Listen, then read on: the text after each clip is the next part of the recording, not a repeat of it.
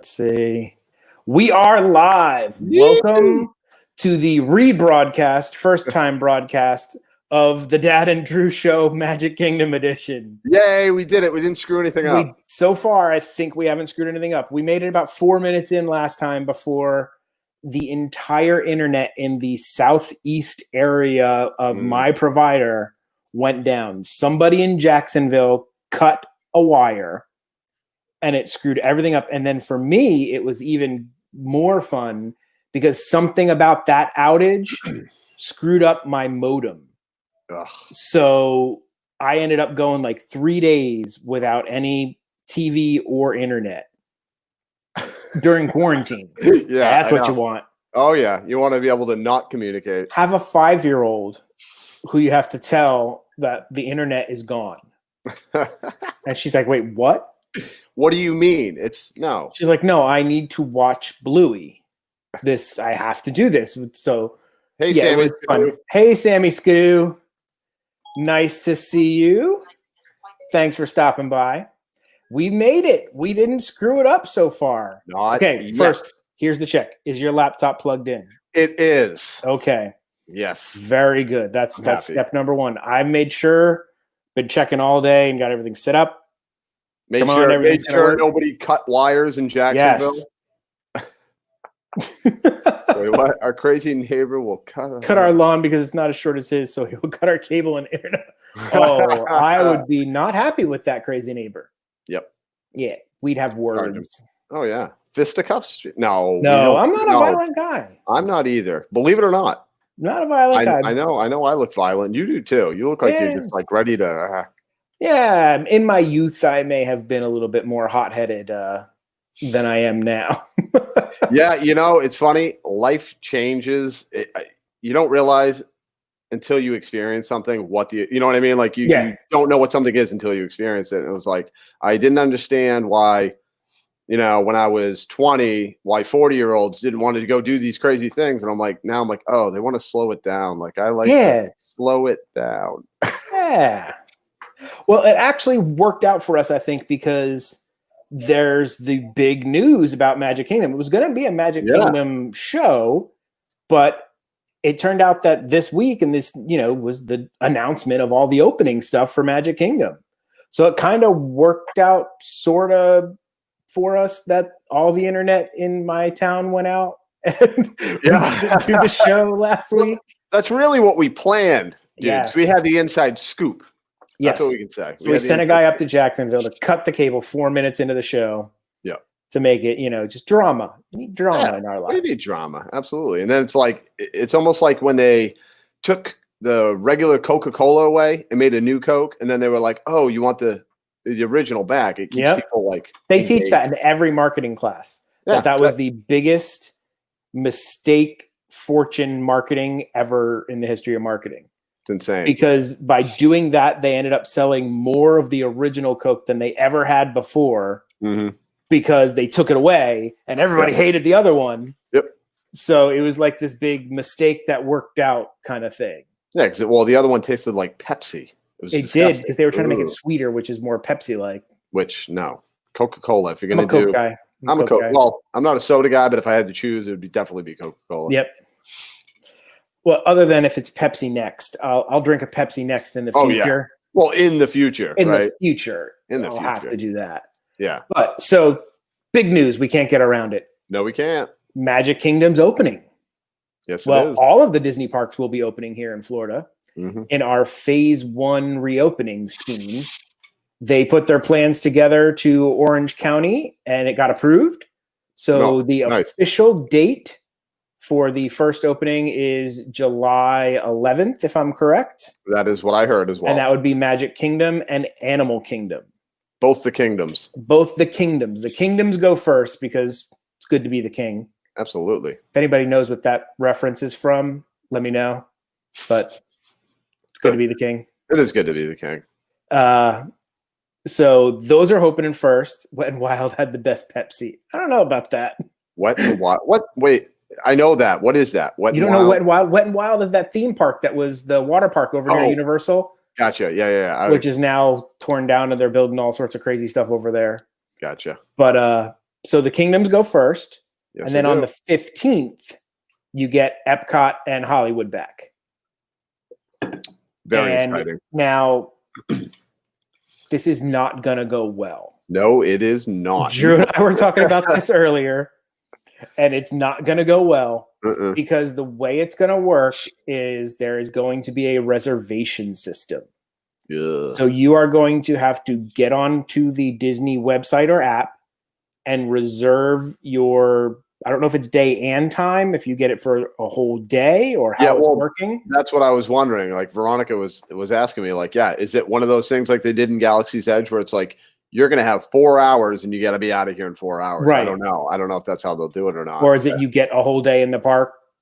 And when you leave, is it You're done? Can you come back? Like, there's a lot to be worked out. Honestly, though, I would think just from a logistics standpoint, it's got to be all day. It's got to be all day because who the heck's going to pay unless they, which I doubt they will, but change the price, like, you know what I mean, slash the price and be like, all right, it's $80 or whatever the price is for 4 hours or 4 hours or something like that. No, yeah, it's going to be all day, I would assume. That's now, going back to my debacle I had attempting to buy Star Wars keys on the Disney website, where it just crashed, just a horrible, horrible show. It's not going to go well when they say, go ahead and make your reservations. Like, no. The Disney servers, wherever they're located, are just going to burst into blue flames like Hades' hair. They're going to explode. And just explode. Because they are going to be overloaded. I just tried to get on today just to go to my Disney Photo Pass and look at some photos, and the Disney website was basically down. I got the Millennium Falcon bouncing around, please wait here thing. Oh, I haven't seen that. Yeah, that's their if you go to the Disney store and every time they're doing these limited items, that's their like holding image. It's like a GIF of the Millennium Falcon flying around, and it says, "Please wait here. Do not refresh the page. You will be, given your turn in a second." That came up on the main Disney site today. Just trying to log in to look at my photos because I think so many people were like, "Oh, you can make reservations. Let me go here." Yeah. So people are crazy. Yes, a hot mess. That is a great way to describe it, Jennifer Jess. It's going to be a hot mess. There's going to be a lot of angry people, I feel like, to be honest with you. I mean, you're looking at 20 to 30% capacity. Now, there are some things that I've seen that give me a little bit of hope about it.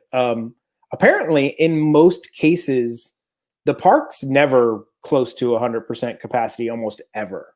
Right. Even during maybe like Christmas and like those super hot times. New Year's, like New Year's. They'll get close to capacity. But they said most of the time the park's really only running around like 50 to 55% capacity. Which is crazy. Which is crazy when you see the lines. When you see the lines and things that are like, you'd be like, if it was full, what would this be like? Not fun. And they're saying like in the slower times, sometimes it's been around 20 to 30% capacity that they'll operate the parks during. Right. So it may not be so weird to be that way, 20, 30% capacity. My concern is just like this whole reservation system and everything is going to be just not fun. Yeah. Well, but you know what though, with like you're saying, I know what you mean about like, 30% or whatever. Normally they're running at whatever they're running and it isn't that bad. But right now, this is what's going to happen because everybody has been waiting. So it's like this build up. You know what I mean? Like people need their Disney. Well, now they're still limiting the resorts. So there's not going to be there's only like a few select Disney Vacation Club resorts that are going to be open for those people.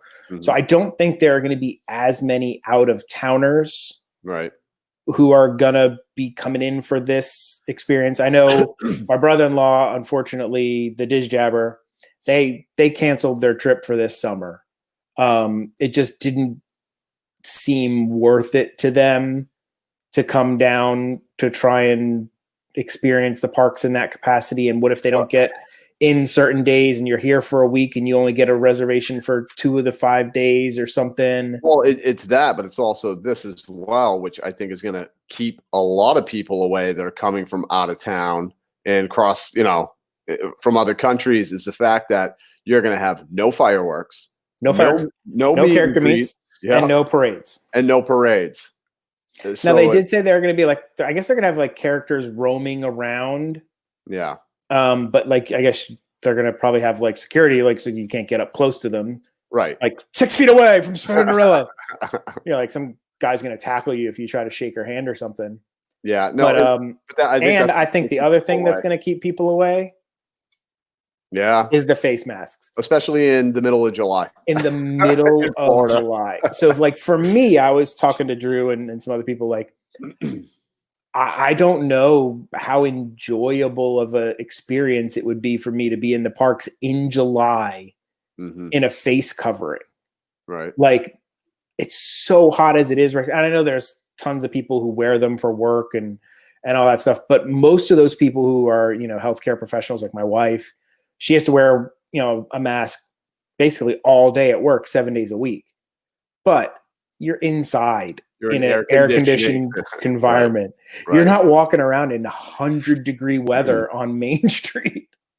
Yeah, I know. And I so I don't even know if I'm going to attempt to go out there during this first phased reopening.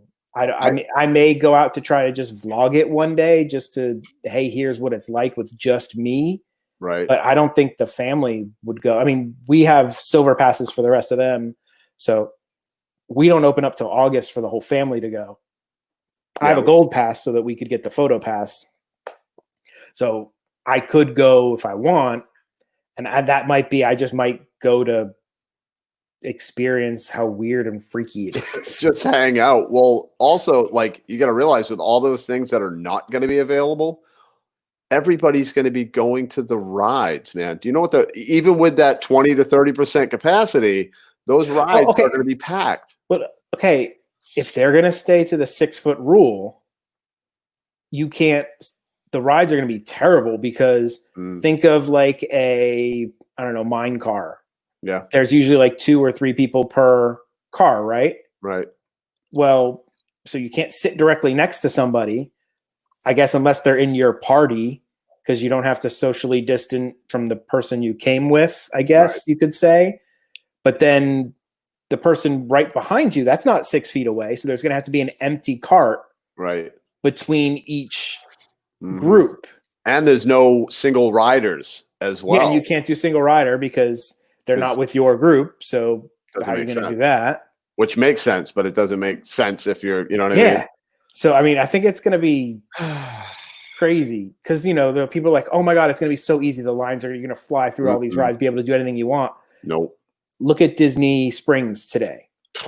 Yeah, let me tell you about Disney Springs today had from what I'm hearing, up to a 6-hour wait to get into World of Disney. Yeah, I know. I experienced that. Were you there today? I went there today. I saw the vlog pop up just before we came online. Of course, I didn't have time to watch it yet. So I went there today. I'll just be real quick about this, but like I went there today and apparently, and correct me if I'm wrong, we got in there at probably 10:30, 10:45, and somebody had said that they were at capacity. Like the actual, and I'm like, wow, we just must have just made it in. And then we waited in line for like a half an hour, and it was the queue line. I didn't know how they were doing it. We get up to the woman. She's like, your name and all that stuff. And then she looks at me and goes, okay, you'll get a text message in about 5 to 6 hours. And it was like noontime. And I'm like, I looked at her like, okay. So they're doing it Santa Claus style. Well, let me tell you, it was Disney magic though, because the rain came. And I think a whole bunch of people bailed because 2.5 hours later, we were getting ready to leave. We just ate at the boathouse, getting ready to leave. And we got the text message to go into World of Disney. But it was the rain. Had it not been for the rain, 5, 6 hours. I was like, no way, man. I don't wait 5 or 6 hours for a ride. I'm not going to wait for a store. No way. Nope. Yep. So now think about that. Like, from what I'm hearing, they're going to try to implement some sort of that kind of system for each ride because you can't have people waiting in line. I mean, it's not going to work. Think about the general line for a busy ride like Space Mountain. Yeah. You know, it's winding throughout that whole thing, but now put 6 feet in between each person. Yep. And you're talking that line's going to wrap to Main Street. Yeah. And that's just one ride. Just for one ride. So I think they're going to be having to implement the Fastpass style comeback, you know, setup for every ride. Yeah. And I guess they're going to really have to try to like really stagger it to keep these 6 foot things going. I don't know. I think it's going to be weird and it's going to be tough. I know there are going to be troopers who are going to go and try to do it, but I can understand like a person like Christian. He said, for his own health, he was a little worried about it. Sure. And the other portion is, you know, he didn't feel like it would be Disney going in that scenario. It wouldn't feel like a real Disney trip. It's sort of Disney. It's like Disney Light. Yeah. Well, it's like a facsimile. It's like, it's sort of Disney, but you're not getting all the amenities that you're used to getting. And I'll tell you what I'm hoping is that this is not the new norm. Hey, Sally, how are you? Hey, Sally, nice to see you. 3 hours. Who's Dr. Disney? Yeah, who is Dr. I don't know if I've seen him. I don't think I have either. I might have to look up Dr. Disney. Me too. But so he waited 3 hours. Yeah. 3 hours. Yeah. I think initially it was like, excuse me, sorry. It was like 5 to 6 hours, but then the rain came and I think that. And it washed some people out and they started probably buzzing through the numbers and people weren't coming up and. Yep. They were like, just let everybody in. Sure, let everybody in. But I see that, he's Facebook. Okay. But I see that they're also phased reopening the Disney stores, they said. So the Disney stores are going to start opening. I didn't see a date released for when the Disney stores are going to open. Now, I haven't seen anything about if that means the outlet is opening. Like the actual outlet or the Disney outlet store? The Disney outlet store. The actual outlets are open. Oh, okay. The facility, the prime outlets are open. The facilities are open and they're allowing the stores to open if they want to. Sure. So since the Disney outlet is technically a Disney store, right? I didn't see anything mentioned because there's only like 2 or 3 of them in the world. In period, there's not a lot of these things, so it's not like they would mention it in a press release. Right. But I haven't seen any information about it, and I can't even imagine if they have to do 50% capacity, dude, and 6 feet between people for the line. All I gotta say, where that line would end up. All I gotta say is, if you think the world of Disney with a 6-hour wait pad, seriously, man, think about like you have a Disney store. Everything's cheaper. Like, that would just be horrendous. That's become the hit of YouTubers, and everybody knows about it now, and everybody wants to go there. And yeah, well, it's like. I need some Disney outlet in my life too. I'm hoping they still have the spoon rests, the one I broke the other day. I want to get one of those. Every time you go, Jamie, just buy 7 of everything. You might, if you were there at 4 a.m., you might be second or third in line. I think there's some people who were super hardcore. Yeah, I won't be there at 4 a.m. Just your wife? You're gonna just let her go? Yeah. No, well, just after today. Hey, look who showed up. The Diz Jabber. What's up, man? The Diz Jabber. Welcome to Diz Jabber. Everybody, if you guys probably already know, Diz Jabber 71, awesome Disney vlogger, happens to be my brother-in-law. He does Disney trivia on, let me see if I can get this right, Friday nights at 8 o'clock on the Diz Jabber 71 channel, Disney trivia, live Disney trivia, where you can win prizes like gift cards and things like that and have an awesomely fun time. And Saturday nights, I don't know, he'll have to tell us the date that season 2 starts back up of the Diz Jabber Chats talk show. I was on episode number 2 of season 1. And somebody else we know is going to be in season 2. Yeah, I think episode 9, if I am correct, Christian, if I remember. I can't even talk. Yes. Yeah. Definitely check them out, guys. Oh, this Saturday. Episode 2 starts this Saturday. Not episode 2. Season 2. Season 2. Drew is episode 9. You guys have to go wait for episode 9 to get some of you Drew in there, but Yeah, it's not that good though. Way to sell it, man. Sell the sizzle. Yeah, no, well, I mean, I'm in it, so it's like, nah. Diz Jabber did a great job. Everybody check out the Diz Jabber. He's awesome. We love him. But yeah, he said this: the warehouse will be nuts. Yep. There is going to be the first day. It's probably going to be 400 vloggers.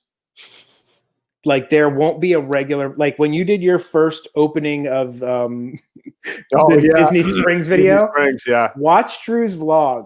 Every 5 seconds that he's walking around, every person in there has a camera facing themselves or someone filming them and is vlogging.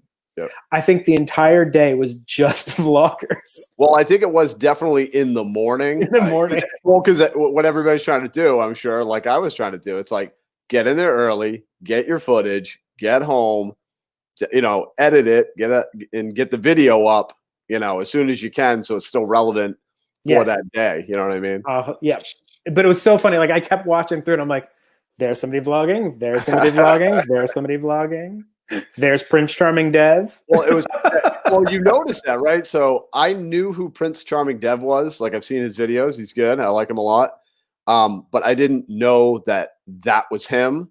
But all morning, me and him I kept looking over and he'd be there. He'd look at me like the whole morning. We were just going on like the same path. That's great. Yeah, it's pretty funny, man. That's great. All right, let's get to some of the lovely activities we have planned for the evening. We've jabbered a bunch about the openings and stuff like that. So there's two things we've got. We've got the Festival Fantasy Parade. I've got the whole parade that I filmed. Awesome. We can go ahead and watch that and get a little bit of Disney magic going in there. But I think we'll start with, we have a little photo slideshow. So I asked Drew and told him, okay, give me a photo that has like one of your best Disney memories. Mm-hmm. And I would do one of mine, and then we could go ahead and talk about them. Mm-hmm. So let's see here. All right. Boom. Oh, look at that. So there we go. View, enter full screen. Let's see if that works. There we go. So this photo is and it's recent, one of my favorite Disney memories that we've had recently. We were just a regular day in the parks, and it was getting close to time for us to leave, and we're walking down the bridge, and we see the PhotoPass guy, and we're like, oh, let's take the picture in front of the castle. This will be fun. They only had like 2 people in front of us. It's like, okay, we'll go do that. So we get in line, and we're standing there, and as we're standing there, you hear like a little noise behind us, and the cameraman just starts going, he's like random firing pictures because the fireworks went off on the castle behind us at the exact moment that we posed for our photo. That is so awesome. So he took like, I don't know, 5 or 6 different photos. So you can we've got it as it's coming up and as it's exploding. Like we have all these awesome photos of like winning the Disney photo lottery that the freaking fireworks went off like the minute we walked in to do our photo. That's awesome. And the looks that we got from the family before us and the family waiting to take their photo next were some of the dirtiest dirty Disney looks I have ever gotten. Because it's not like we took forever or anything like that. And we were like, it was just like a quick thing, and like it just happened to be the perfect timing. But they were looking at us like, we hate you. You stupid annual pass holder people. 2 minutes earlier, 2 seconds earlier, if we would have went, that would have been us. Yep. And to me, it's like such a great photo. I just love it. And the fact that my daughter has her sunglasses on is perfect because otherwise she wouldn't be looking at the camera. She does not look at the camera. It's so funny. Every photo, she's looking somewhere else. I don't know where she's looking, but she's looking somewhere else. So we now put sunglasses on her, so that way you can't tell. That's smart. So, all right. That's awesome. Drew. But I do want to say that is some Disney magic right there. That is Disney magic, right? That's the magic. Fireworks during your photo. How do you not love Disney for that? And then so Drew sent over this photo. I've never seen him in the parks.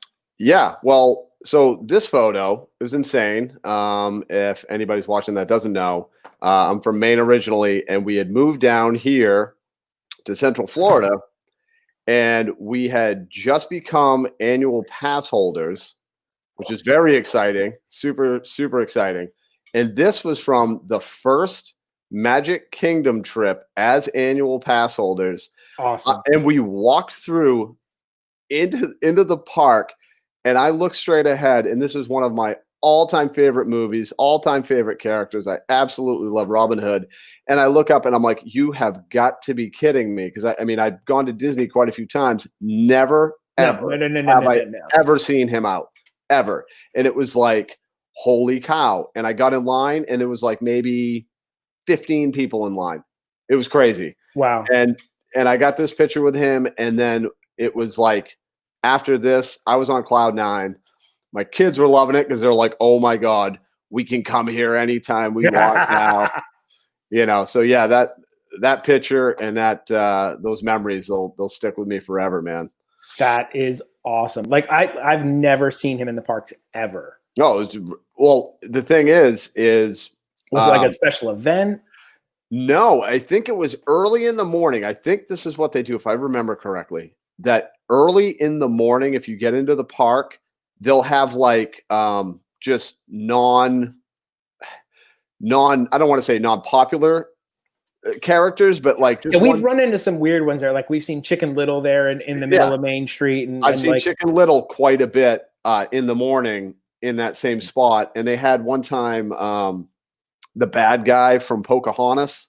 So they have like these like random ones that are not always out. So it's kind of like you know, you hit the gold mine if you actually, you know, just happen to be there that day. So it's kind of like the little hallway in the Americas of Epcot, over by where the coffee bar is, actually next to Regal Eagle now. Regal Eagle, good smokehouse. Watch that vlog. Absolutely. On that side there, they do what people have referred to as character palooza, and they send out just a ton of rando characters that you never see anywhere. And it's people in training, learning, you know, kind of getting the feel for being in the costumes and stuff. And we found Smee, never see Smee. No. We found Max, Goofy's son. I mean, other than the parades, you don't see him. Yeah. And so, you know, and Flint from, or Flynn Rider? No, Flynn Rider. No, Miko. I'm sorry, Miko, the raccoon. The raccoon from Pocahontas. We saw him. Like just rando characters. So you just get lucky with that. But that's awesome. Like I said, I've never seen him. That's so cool. Oh, that was and I haven't seen him since. Like that was the only time I saw him was the first time we went. And the fact that it was your first trip as a pass holder, that's an awesome memory. It blew my mind, man. It was like, okay, and Disney Magic's already starting. Yes. So, and then the other photos here. So we've got that one, that one. Now these are just something I wanted to point out to people. Wow. And this was one of the reasons I was trying to go today was during this whole lockdown, if you happen to have an annual pass and you've got the photo pass built in, or if you went to the parks recently and you had the photo pass memory maker or whatever it is, Disney has been adding desktop wallpaper pictures to the photo pass during this lockdown. So they've added some really cool photos that you can download from the photo pass, and it's just included with your photo pass. And there's some great photos. Like that's an awesome castle photo. That is gorgeous, man. It's nice and clear. And yeah, I mean, like these are like high-end photos. Yeah. So like, oh yeah, you know, you've never, ever, ever, ever could in your life take that photo because there's too many people around. Yep. Even with Photoshop, to Photoshop the people out would take 9 years. So like for me, that one was awesome. I was like, oh my God, I love that photo. That is epic, man. I like the sky in the background. Yeah, and the sky in the background of the spires and everything. So I just grabbed a couple of these to show some of these awesome photos that people can just go to your photo pass and take a look, and you might be able, and you can download these. There's some really cool photos.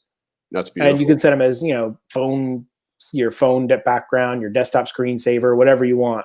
Yeah, you could like download them and lie to people and say that you took the picture. Say you took it. Look at this awesome photo I took. Look how good I am at photography. Come on, look at that. Come on, they threw that awesome. up. And they threw like there's a BB-8 one. There was some of the Incredibles up there. They just threw a lot of really cool photos. That one's. I just wanted to point people out to tell them if you haven't had a chance, go check your Memory Maker or your PhotoPass. If the site doesn't crash like it did on me today when I was trying to do that to grab some more of them to show you guys. But here's a handful of the ones that I had already downloaded because I thought it was pretty freaking awesome. That is amazing right there. Really cool photos available for you. And then the last photo here is from the ending of our last show. We were telling stories between Drew and I that I used to get, for some reason, people would stop me in airports when I traveled a lot and think I was Nick Lachey. And Drew had a wonderful time where someone just screamed the word Eminem at him while he was out and about somewhere. So someone put this lovely little photo together. Yeah, that would be my wife. She put it together, and after she did this, like she hadn't even sent it to me yet. I could hear her laughing so hard. Laughing? Like I'm talking, I don't think I've ever heard her laugh so hard in her life. And then she finally sends it, and then she comes out and goes, "Did you see it?" And I'm like, "Yeah." But what she thought was so funny, and I have to admit, it is pretty funny. She goes, "Nick Lachey looks like Jamie, like in charge, got it going on." And then she's like, "And then you look like Eminem just staring into the camera." Oh my God. I literally died when you texted this over to me. I was like, that is probably the funniest thing I have ever seen. And that's all my wife right there. She gets Thank you, Kachita. For that. Yeah. That is perfect. She even put him on like the background. The backgrounds that we're at, like it's so perfect. Oh my God. I never knew Nick Lachey was a Star Wars fan. I never knew he was such a big Star Wars fan. Yep. Didn't know.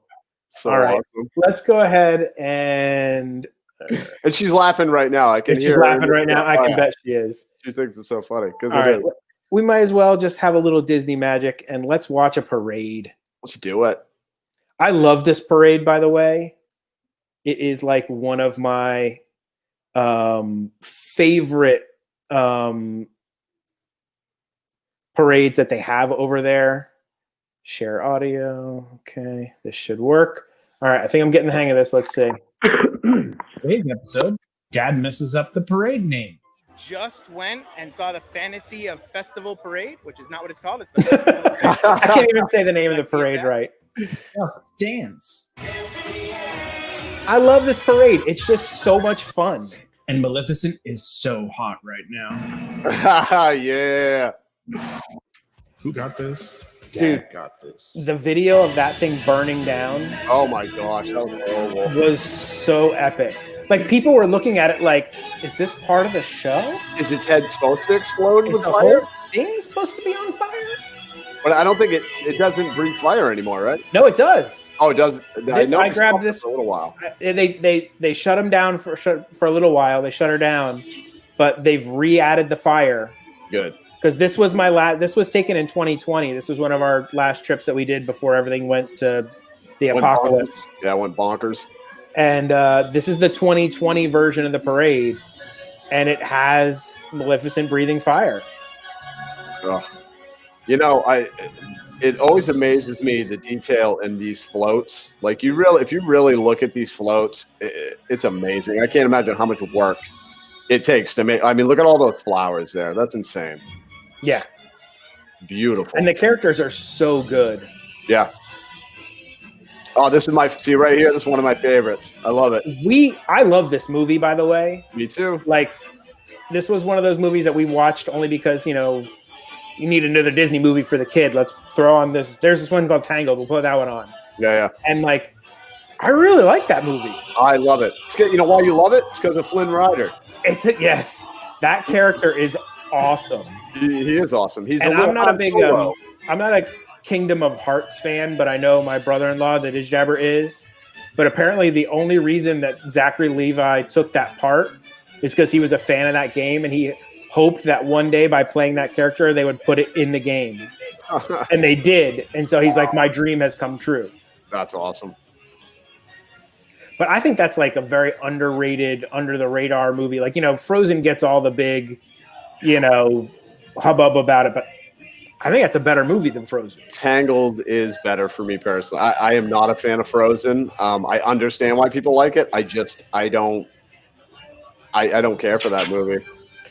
I think if Let It Go wasn't such a big song, I don't know if Frozen would have been as big as it was. I think the epicness of that song propelled that movie to crazy heights. Yeah. No, I love TikTok, man. TikTok, come on. Now, what did you feel about Brave? Do you Brave's like Brave? Another good movie. Yeah. I thought that was a great movie. And that's one of those movies that, like, as a adult, I think you can enjoy the animated movie as an adult. Yeah. It's got a little more adult content to it, I think. Well, I feel bad for Merida, though. We're talking and complaining about like a face mask in 90-degree heat. Yeah. Look at that hair. She has to wear. This is the most ingenious thing Disney has ever done when they upgraded the fairy godmothers. Make them roll. To the hoverboards. Hoverboards, yeah. Is that what they use? Hoverboards? Yeah, they're using those little hoverboards, those like wheels where you lean forward and they're on hoverboards. Oh, here it is. Here it is. Steampunk Maleficent. This right here is just an insanely amazing piece of construction, man. Yes. Like, oh. Is he gonna? Yes! Yeah! And its head didn't explode. No, and nothing exploded. But you don't realize that's hot. Oh yeah. You can if feel you're it. anywhere near it, you can feel that heat coming off there. Mousc. Mickey Mouse. Mickey Mouse. Yeah, it's the music too, man. Really gets the parade, the music's going, and it's just so good. Somebody's happy to hear Donald. That was me. Was that you? Oh, that was you. That was me. I'm a fan of Donald. I like the duck, man. Yeah, I like Donald as well. I just like that he's got a little bit of a temper and a speech impediment, and he doesn't let that hold him back. No, he just goes for it, man. Yeah. He's not intimidated by Mickey Mouse either. No. Okay. I saw something the other day, and I don't know if I can believe it, but I guess it's true. Goofy's not a dog. What? Yes. Apparently, Goofy is a cow. Where did you hear or see that? It was one of those, Disney Facebook things and whatever. And it was like, how old were you when you found out that Goofy is not a dog? And I was like, what do you mean Goofy's not a dog? Right. This doesn't compute. No. And like I read this. So me, I don't trust fake things on the internet. I'm like, that's got to be fake. Somebody just made that up to mess with people. Right. I started like Google searching it and looking into it. And apparently he's, an amorphic character is what they like to call him.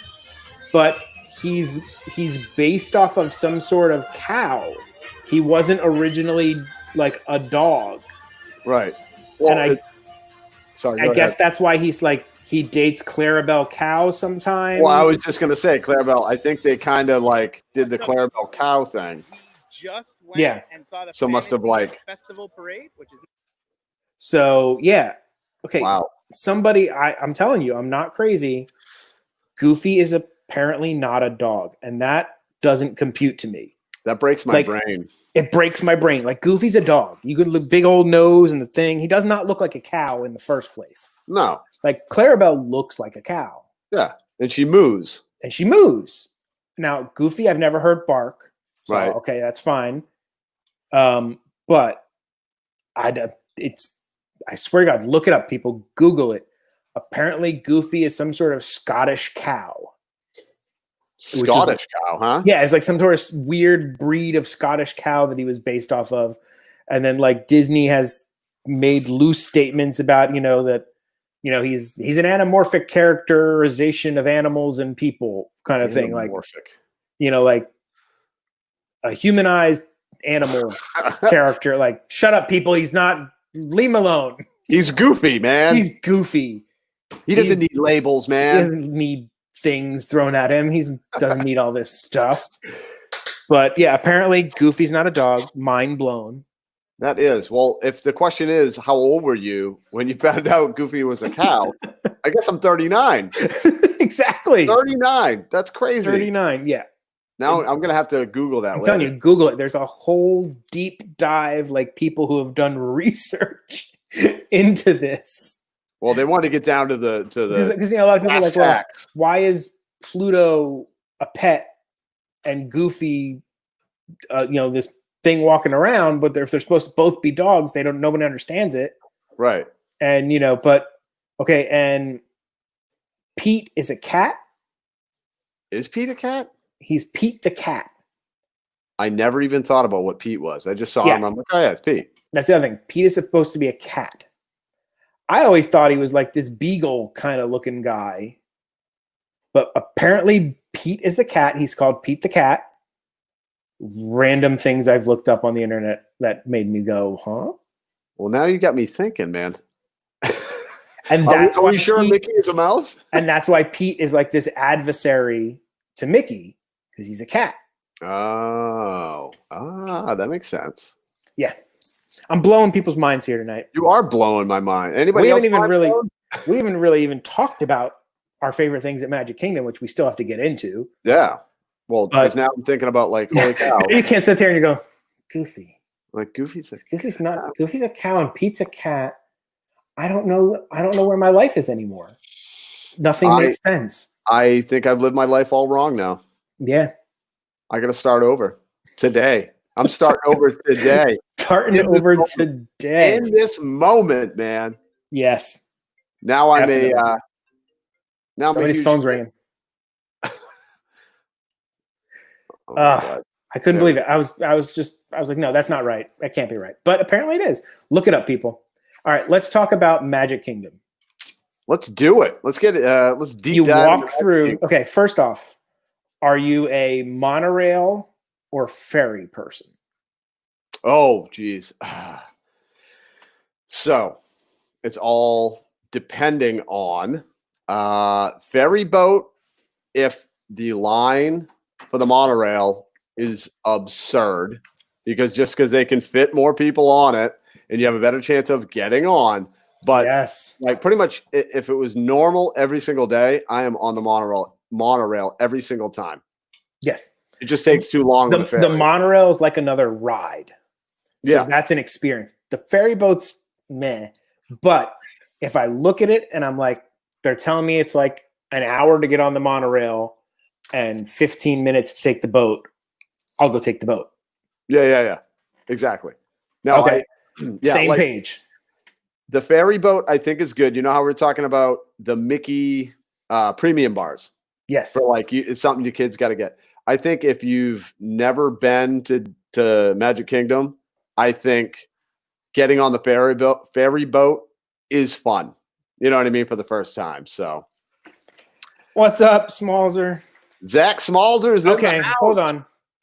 Sally's telling me that Goofy is a dog. His name was Dippy Dog. Check the Snopes. They say the cow claimed his face. I saw multiple sites, and I'm usually pretty good at that. I didn't see Snopes on this. I'm going to have to look that up. I'm hoping you're right, Sally. Question over here. What is Snopes? Snopes is a website that debunks internet myths. Okay. So a lot of times if you see something that just seems really weird, and you're like, that can't be true. Mm-hmm. Snopes will go through and do the research and debunk internet myths. Oh, that's cool. And it's pretty good. Could say I didn't see the Goofy on there, so I'll have to look that up. So he is a dog. That would be good. So if his name was Dippy Dog, I didn't know his original name was Dippy Dog. I think I did hear that his name was Dippy Dog, but I didn't put it together, the dog part. Right. I just assumed he was always a dog. It's a fact check site. Like I just saw one the other day where they were trying to, like, some thing came up and it was like that the lines on a red Solo cup are for measuring alcohol levels. Like it's 1 ounce is the bottom, 1.5 is this, 8 ounces is this. And they're like, no, it's not. They're just lines. They're lines for grip, man. That's what they're for structure. They're grip and structure and holding the cup and making it together better. Is funny. That is funny. People make stuff up like that. Oh yeah, it's hilarious. Okay, well then my life might be, but I know Pete's a cat. Sally, tell me, Pete is a cat, right? That's true. I think Sally's going to be our fact checker. Sally can be our fact checker on this. Yeah. But it said the counting started as a jest on Reel Down. Okay, what's Reel Down? I'm behind the times. Yeah, you're old like I am, dude. I'm so I'm so internet not savvy. Okay, so I know I look really internet computery, but after you get off the boat or the monorail, mm-hmm. and you walk into Main, you walk through that, the gates, mm-hmm. and you're on Main Street. What's your first move? Where are you going? What are you doing? Honestly, you want to know what the first move is? I got 2 kids. So the first move is we're going to the bathroom. Every time, because it's just like, all right, we know there's a bathroom right to the left. So we but yeah, go right to the left? Right to the left. Anyway, but yeah, no, we go to the left, go to the bathroom, and I always end up going into the bakery. Okay. Like the bakery candy store thing. You can't stop yourself. It's too pretty in there. I just got to go look at what they got and not buy anything because a lot of it's expensive.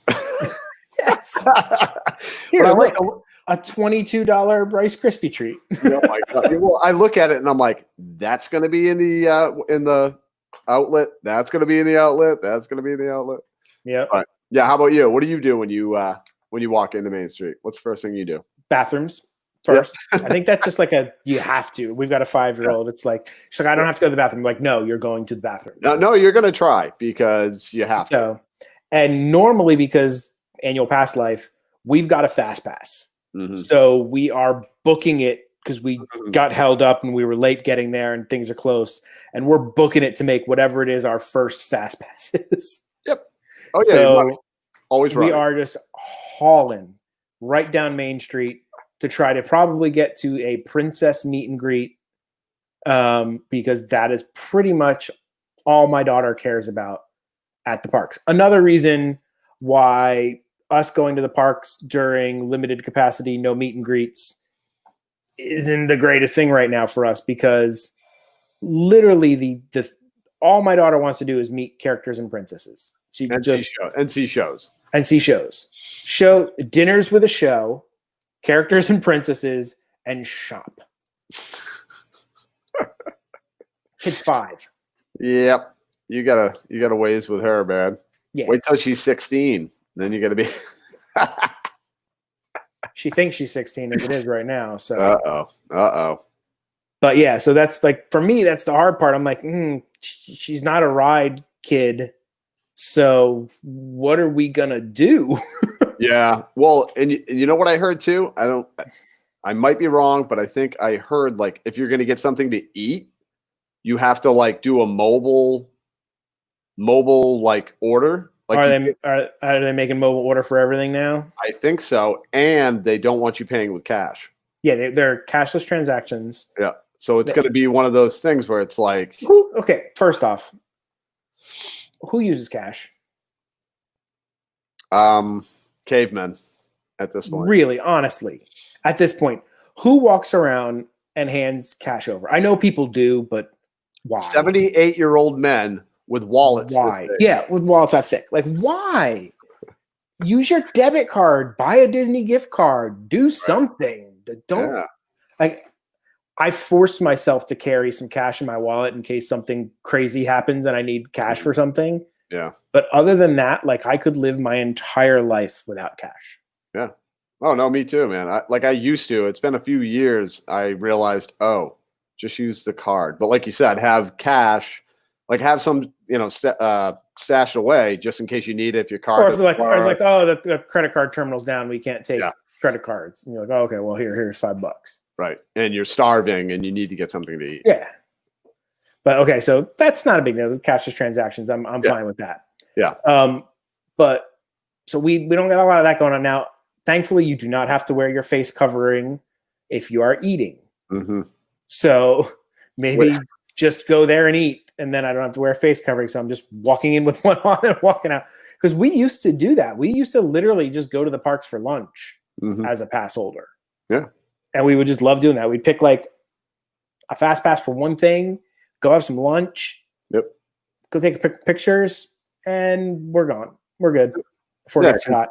Because you don't feel like you have to spend 12 and a half hours at the park. Exactly. You don't have to force yourself to kill yourself to be in there. Right. Which is nice. Yeah. So that's us. We're usually booking it to some sort of princess meet and greet or something like that.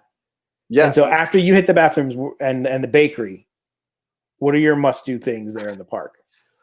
My must-do, I always like to get on Pirates. I'm a big Pirates of the Caribbean guy, or Caribbean, however you pronounce it.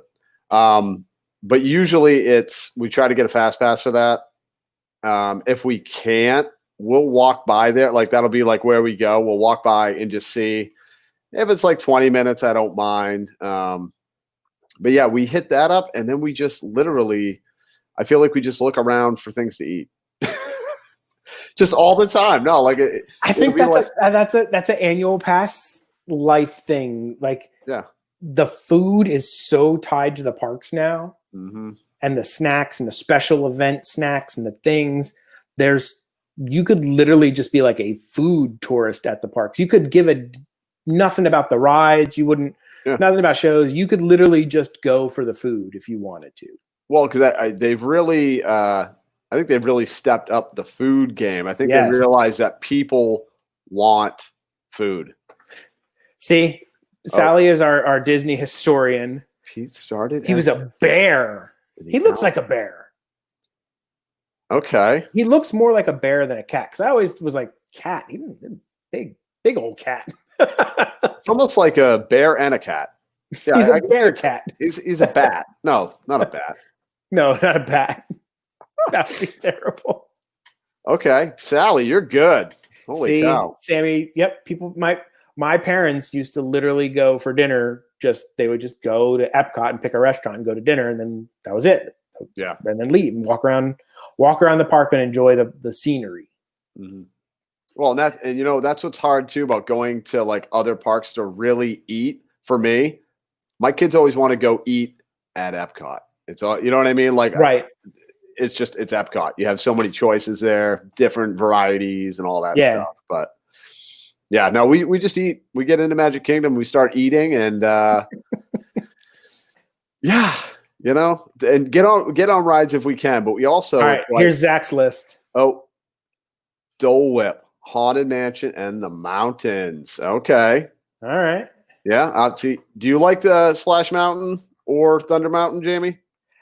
I haven't been on rides since we had the kid because she's just not into them. But she was too young to go on anything before. Right. And now even as she's getting older, she's not into them.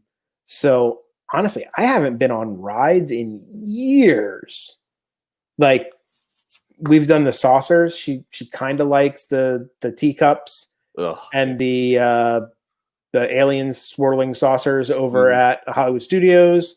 Yep. So she'll do those rides. She loves Frozen.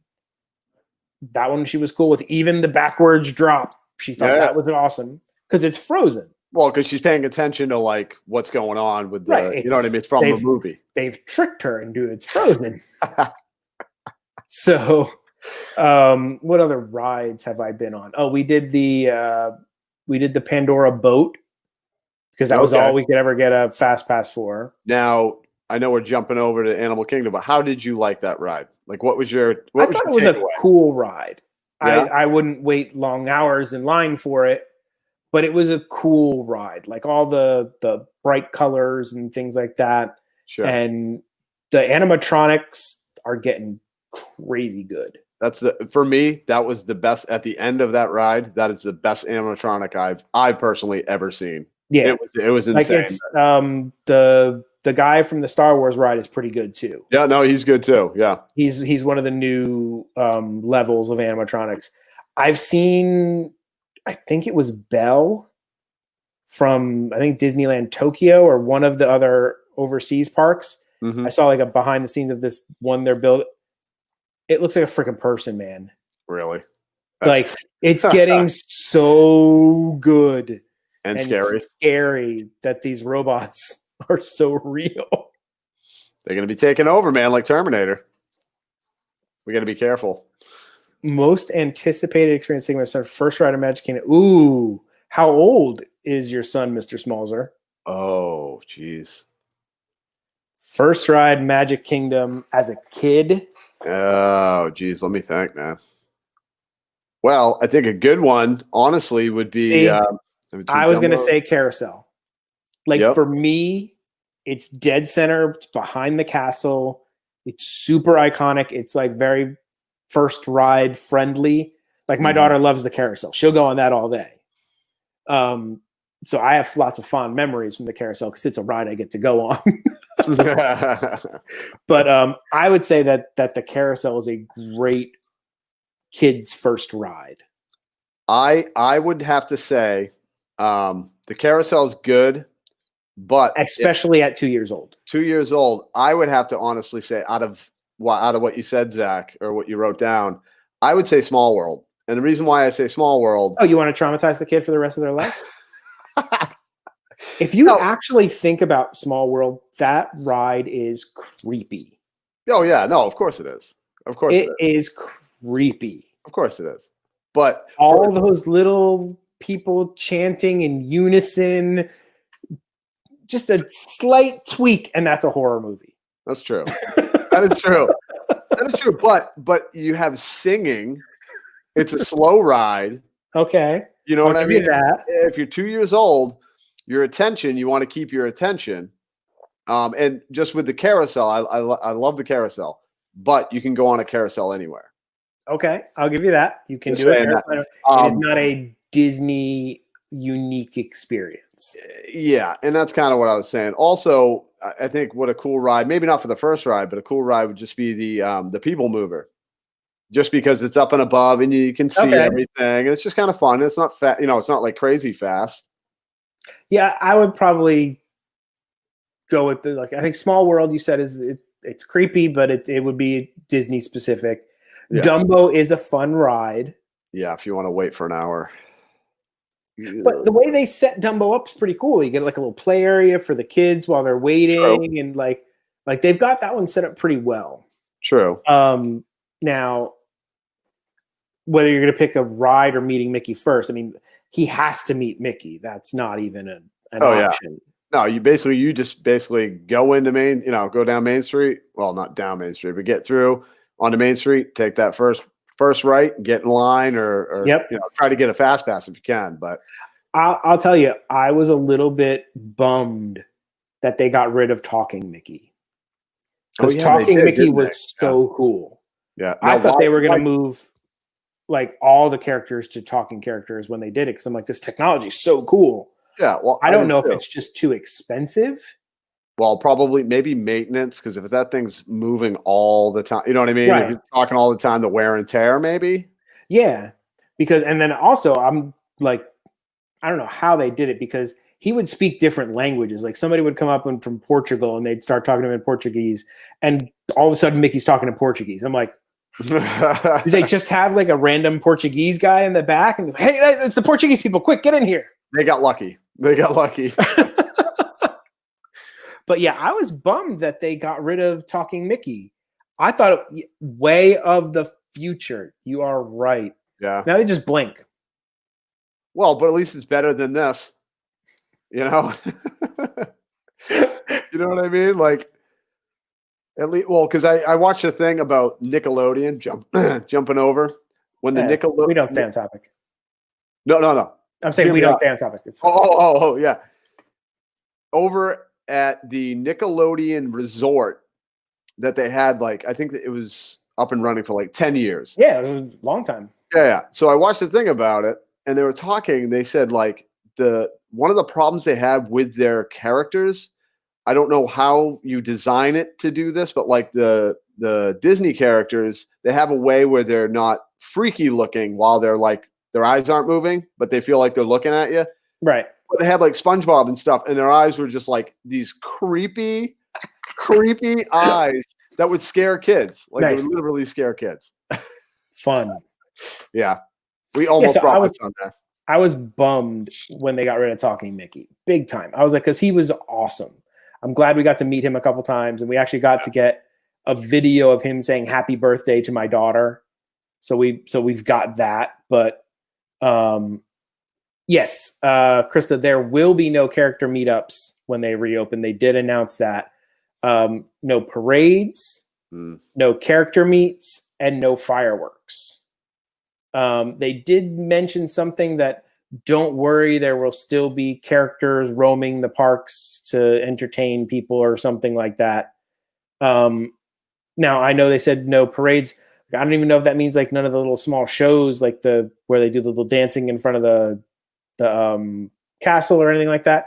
Because I guess they're trying to deter groups gathering to come and watch a show without seating that they can control or something like that. So it's gonna be weird. Yes, it is. Yes, it is. It's gonna be weird. Who's okay? Are you talking about the Universal one? The Nicholas that gave you nightmares? We went to a over at the Universal Studios Polynesian. We went to their Polynesian resort. It was like a luau Thanksgiving. We needed a Thanksgiving's. Didn't feel like cooking or whatever. So me and my dad and Eva and the kiddo, we went to Thanksgiving buffet at the Polynesian over at Universal. And they had like Bart Simpson and Homer Simpson walking around. I don't know what it is, the difference between Disney and Universal. Like, they just didn't seem as high end or as nice. They seemed kind of funky, creepy. They're a little creepyish. Like, it's just creepiest. But like I said, there was something that they had talked about in that show I was watching. It's something in the eyes. Whatever Disney does, I don't know what it is exactly, but it makes the eyes not look like, they're freaking out, I know like a lot of the ones that they have on, like when they do like TV shows and stuff like that, the eyes are now LED screens. Okay, so they can control them and make them do kind of cool stuff. Yeah, well, like on the Frozen ride with the whole face, right? The whole face is like an. Well, that's LED. They've done a whole bunch. Like, they're going heavy on the projection. Yeah, projection mapping is what it's called. Mm-hmm. So like that's how they do Lightning McQueen. Yeah, like nothing. It's not animatronic at all. Nothing moves on him. It's just a flat thing, and then they project all the mouth and everything movement. But it's so good. Yeah, it's seamless. You're like, yeah. Well, and it's probably so much more affordable for them. So they're not fixing that all the time, Right. It's so much easier. Yeah. And less moving parts, less maintenance. Yep. Yes. And you're going to have to make a reservation, Krista, to get in. Yeah. And that's not going to go well. To quote our lovely travel agent friend, Jennifer Jest, it's going to be a hot mess. It will be a hot mess. Because Disney, as much as I love them and as much as they're a great company in bed, they don't do online very well. Hence the Star Wars online key thing. You're still angry about that, aren't you? I'm still angry about that. I got a key, and I'm still angry about it because it took me an entire day of my life to buy a $12.95 key. That you're going to cherish forever. Crashing and Star Wars Millennium Falcon bouncing around in my face. It was not fun. I don't think the Simpsons will move. Wait, where is it? Here's Zach. I don't think the Simpsons will move into the park because the licensing deals with all this stuff is so random and weird. Yes, it is. So I'm pretty sure that Universal has the character license still for that, even though Disney now owns those shows and characters. So it's kind of like why Disney can't do any of the Marvel stuff on the East Coast because the licensing rights that Marvel sold when they were going broke to Universal gave Universal the rights to any characters in parks to one side of the Mississippi or something is the way it worked. Is that because what I thought it was, and correct me if I'm wrong, what I thought it was that Universal had the rights to the like comic book style, you know, Thor and all that, where Disney, like the new Disney movies that Disney has those characters, right? Does that make sense? Yes, but no. Like, so like Universal couldn't put the characters in the movie costumes and put them in their parks. Okay. But Disney couldn't put any version of the character in their parks on the East Coast. Okay. That's weird.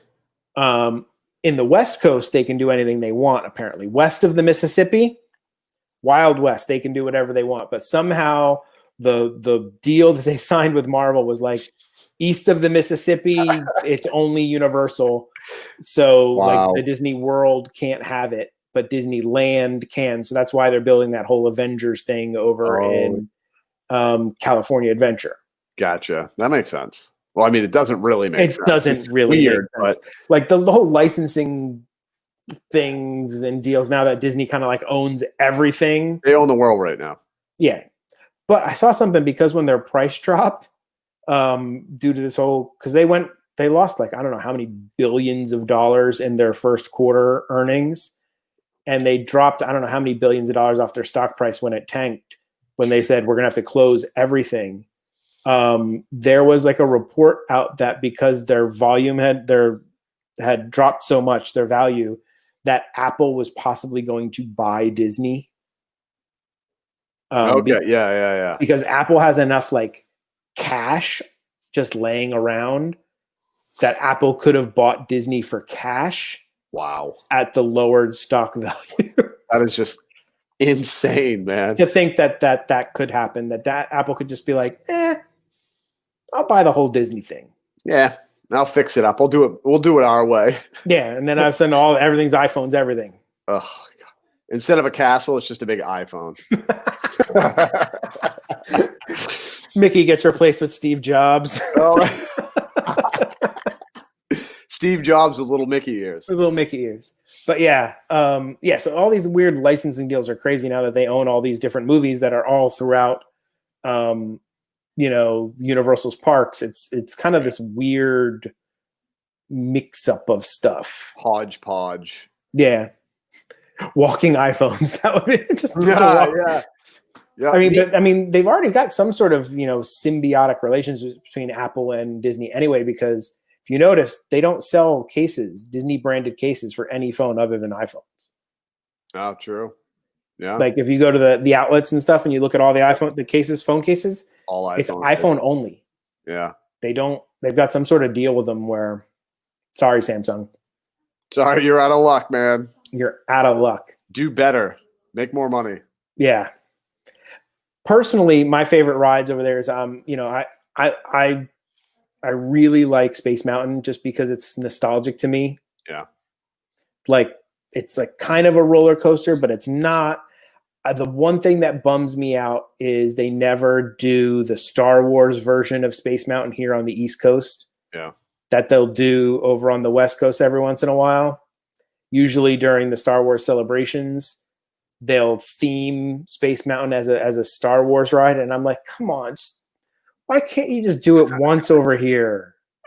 No, in the same way with the Haunted Mansion when they decorate it for, Nightmare Before Christmas. I love that. Yep. I'm like, why can't you do it here? But it really is like one of those things where it's marketing, where it's like, go to Disneyland. You have to go to Disneyland to get these little things. You know what I mean? And they have to do stuff for Disneyland. I mean, even though Disneyland's the original, it's such a smaller park and things like that. Yeah. They got to do what they can to drive traffic there. Oh, absolutely. Like eventually I'm going to have to go. Have you ever been? I don't know if we ever talked about that. No, I've never been. Me neither. Never been. I mean, living so close to here, it's just like, why? Why? I mean, like, why am I going to fly all the way over there? Like every time I've been in California, it's never been like, oh, you know what I need to do? I need to go to Disney. It's like, I can go to Disney any day I want. It's like, yeah, I know it's different and there's things, but I don't know. For me, it's just never been something I'll have to do it one day. Yeah. No, I'll have to do it one day too. But like now living down a lot here, of people from Florida have never been to Disneyland. why? But why would you? Like you said, like not like why would you? And I can but understand why like, people who live in California come here. Yeah, because there's 3 other parks that it's you huge. could not experience Mm-hmm.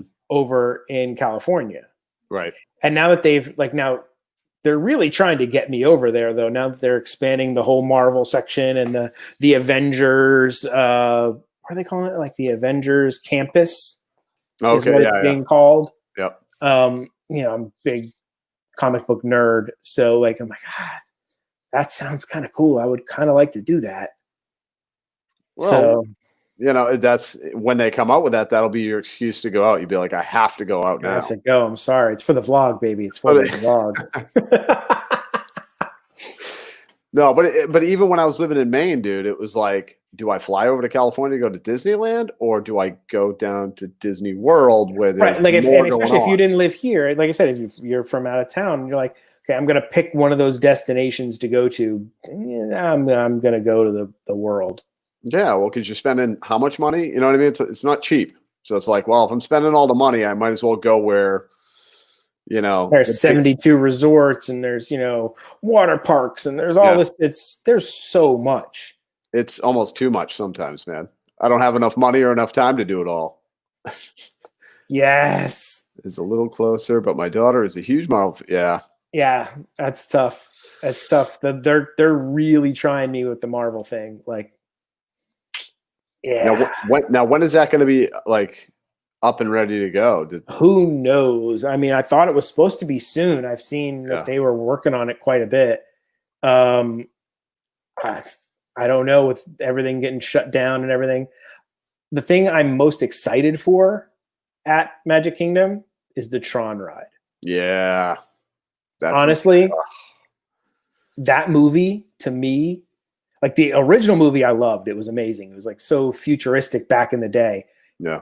Little hokey if you rewatch it. It holds up okay. Yeah. But I thought that the remake or reboot, or wasn't even a remake, it was a reboot, continuation.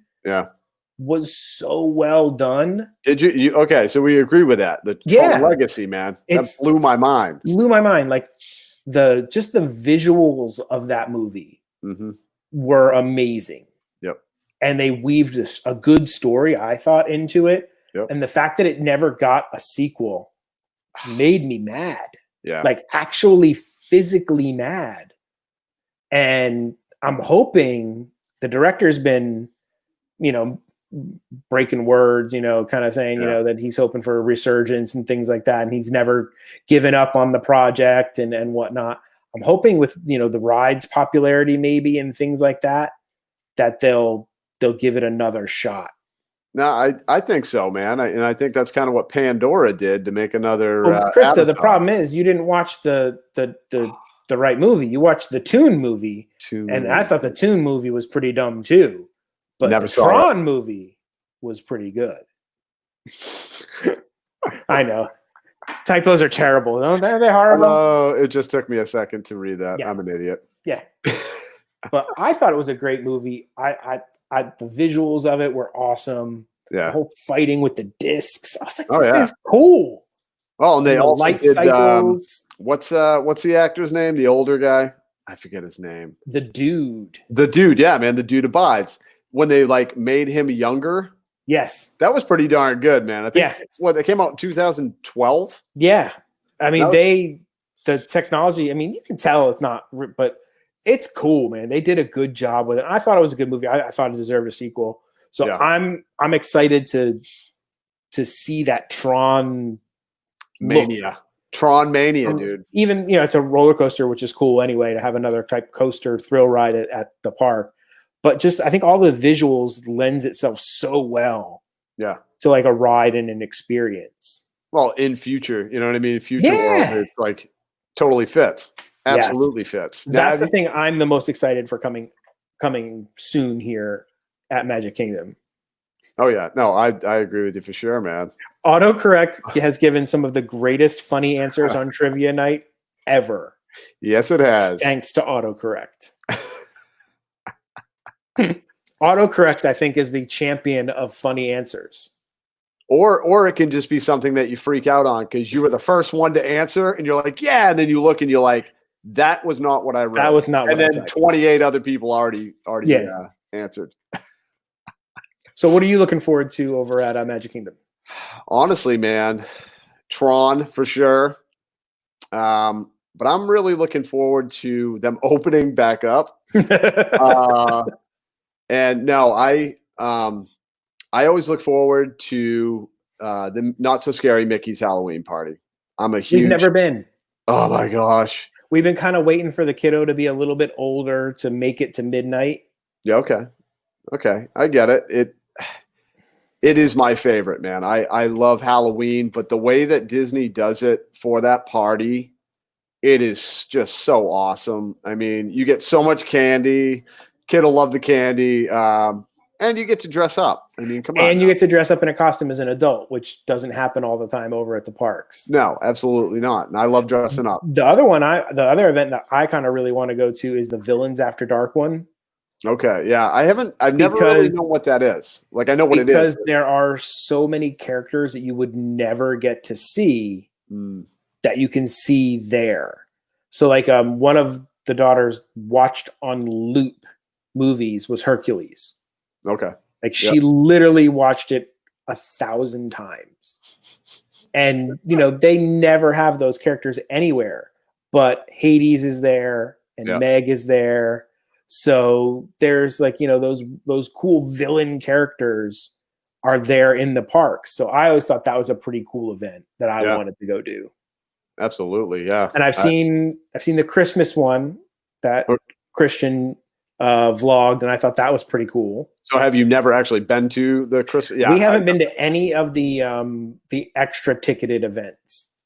It's always kind of so hard to like, we already have passes can go all the time we want. Now you want to pay more money to come at a different time for less hours? Yeah, no, and I get that. Like the Christmas one I've never been to. I've talked to a lot of people that have been to it though, and they say it's fun. But they feel like you get more out of the Halloween one for whatever reason. But no, like the Halloween one, man, you got to check it out. The parade's amazing with the guys with the shovels, and you get to Oogie Boogie and stuff like that. Well, yeah, the new show that they have with the fireworks and all that stuff with Jack Skellington. Oh my dude, so good, so good. Are you a Nightmare Before Christmas or After Christmas or Nightmare fan? Yeah. Oh, I have been a fan since the moment I saw that in the movie theaters, man. I'm a Tim Burton fan. If anybody knows who Tim Burton is, I like his early stuff like Nightmare Before Christmas, Edward Scissorhands, and I go on and on. But yeah, Nightmare Before Christmas, man, blew my mind as a kid, and I was just like, oh my gosh, I need more of this. So I don't not enjoy it, and I don't love it. Like it's okay for me. Sure. But it was never something that was like, oh my God, that's the coolest thing. Like I never, but like we tried to watch it the other day. We're like, oh, maybe we should watch it. The kiddo loves Christmas and singing. Yeah. We literally got 3 minutes in and we're like, nope, we're turning this off. She's not going to do well with this at this age. And the thing is, I remember my sister's like 4 years older than me, but she saw the movie and in her mind, she thought it was going to be Christmassy. Right. Like there's a little bit of Christmas in it, but she thought it was going to be Christmassy. So she watched it and she hated it because she went in with that she thought it was a Christmas movie. Yeah, with a preconceived notion that, oh, this is going to be a Christmas movie. And it's basically a Halloween movie with a little blip of Christmas. Just a little. Yeah, but I love Halloween. So I saw it and I was like, oh my God, this is my jam. Have you watched the Prop Culture episode? On Disney Plus on it. Oh my God, man. I saw that and I'm like, I want that. I want that. But you know what I found interesting is when they were talking to Danny Elfman, who does the music for like all Tim Burton movies and every movie known to man now. He's like huge. But he had the Jack Skellington character. And I didn't know it was the Christmas one, the Santa Claus one. And like the hat kept melting. Yeah, everything melts on them. They weren't built to last. Which I never even, that was nothing that I never thought like, oh yeah, it's going to melt because of the material. I just like, oh yeah, they're probably like clay and they're hard, but no, No, Not at all, man. no. They said like those things are terrible. Just finding the props from there and like hold on. That's a cool series. If you guys ever get a chance to look at that Yes. prop culture on Disney Plus, they have like a Muppets one. Yep. Which They is have good. Nightmare. What was it? Mary I like the Poppins. Honey, I Shrunk the Kids one was really cool for me to watch. Yeah. And they actually got Rick Moranis on it, which He is the man. he's like he retired. Like he did a couple of movies and then gone. Yep. And you know why? Do you know why he left? No, Why he left show business? Like he just wanted to be with his family or something, right? What happened was his wife got sick and passed away. And like while she was getting sick, passed away. He realized like, okay, he could keep making movies and make money. And he said, nope, I'm done. What's more important is to be with my kids and raise my kids. And he never looked back, man. And like, I respect the heck out of that. Like that was just like, yep, I don't care. That's not important. Whatever. Because he was on his way to. He was like, of the '80s, he was big, man. Yeah, dude. Ghostbusters, Spaceball. Oh, Spaceball. That's a whole nother conversation, man. May the Schwartz be with you, man. Dark Helmet, baby. I just love that movie. And the fact that even they were making fun of Star Wars, you would think a Star Wars nerd would be like, no, don't make fun of my Star Wars. No, I thought it was hilarious because there's a lot you can make fun of in Star Wars. Yeah, no, and it was just so tasteful. Like I just thought the jokes were just funny. It was Mel Brooks being like Mel Brooks being Mel Brooks. Yeah, let's just make a goofy movie, man. Oh, I love Spaceballs though. Yeah, we're gonna talk about that. They need to do a Spaceballs sequel. Agreed. Get Rick Moranis. I'd be in there. The Return of the Helmet. It's so. He's got this giant helmet. It's just like. I love it when he's drinking coffee through the helmet. Oh, there's so many. I could go for hours and hours and hours on Space. I need to go rewatch Spaceballs now that I think about it. You know what we need to do, and maybe everybody agrees. Maybe we should have a couple movies that we rewatch, and then we sit here and do one of these on a Wednesday night and talk about. And just talk about that movie. Just talk about the movies, what we love, what we hate. I think the Diz Jabber's actually doing that. Yeah. He's got a thing going, and he said he's like, when we do Star Wars, I'm calling you. Yeah. I'm like, oh yeah, well, yeah, you need to put me on the Star Wars show. Absolutely. But yeah, I would love Spaceballs, man. Oh, such a great movie. It really is. Such a great movie. Does Comb the Desert. Does Disney own that now? I don't know. Oh, Spaceballs?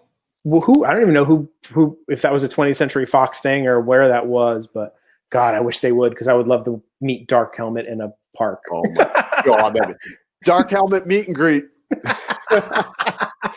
I hope Barf's with him. Oh God, what a mog. Yes, Princess Bride. Princess Bride just came on Disney Plus now. My wife has never seen The Princess Bride. Oh my God, dude, you got to get her. And I know she's not gonna. It's gonna break my heart because I'm gonna be like, you need to see this movie. It's gonna be great. She's gonna be like, it's okay. Oh no. Anybody you show something that you're so passionate about from years behind, they're gonna be like, nah. No, you know what you do? You know what you do? Act like you've never seen it. Be like, oh hey, somebody told me to watch this movie. I don't know. Oh no, she knows. She knows my love of that movie is deep. Yep. 80s cheeseball movies, man. I am 80s. I'm just all in it, man. Yep. No, I'm with you on that one, man. But yeah, no. Like Christian was asking, he's like, Christian's like, what movies do I need to do? I'm like, okay, first off, if you don't do The Last Dragon, I'm gonna be mad at you. Never seen it. See, now you're gonna be mad at me. I am. You have to go watch The Last Dragon. All right. I'll do that. That is if you were a kung fu movie fan and you liked, chopsaki kung fu flicks. Yeah. It was just such Goonies, Lost Boys. Sammy's just hitting all my favorites here. Goonies. Oh yeah. Lost Boys. Top Gun can be thrown in there. Oh, I know. And everybody hates me. I've never seen Top Gun. Oh, dude, we need to have like a watch party. Yeah, we do. That's a good idea. Let's do that. We'll both turn the movie on at the same time, and we'll sit here and we'll both watch Top Gun together. Or for me, for you not to have seen The Last Dragon is just amazing. Bruce Leroy and Sho'nuff are just I can't even go on. I'm verklempt. All right. I'm stuck. I'm gonna have to watch that then. Yeah. Labyrinth. Yes, Labyrinth is a good yeah. one. Labyrinth. Okay. Flight of the Navigator. Very good. God. Okay. This movie. Oh my God, this movie had to have emotionally scarred many children of our generation. That messed me up, man. That messed me up big time. That was a freaky movie. Yep. And there's the scene where his horse. Oh, don't even say. I can't. The horse scene. You can't ruin a movie that's that old, but where he's just pulling the horse through, and the horse is drowning and dying, and you're like, they killed the horse. Like it's just like. Well, psychically scarred me as a child for life. See, I felt the same way when Auntie died in Honey, I Shrunk the Kids. Yeah. That bummed me out. But Never Ending Story, that messed me up because it was just, there's something so creepy about that movie. It's like, it's not.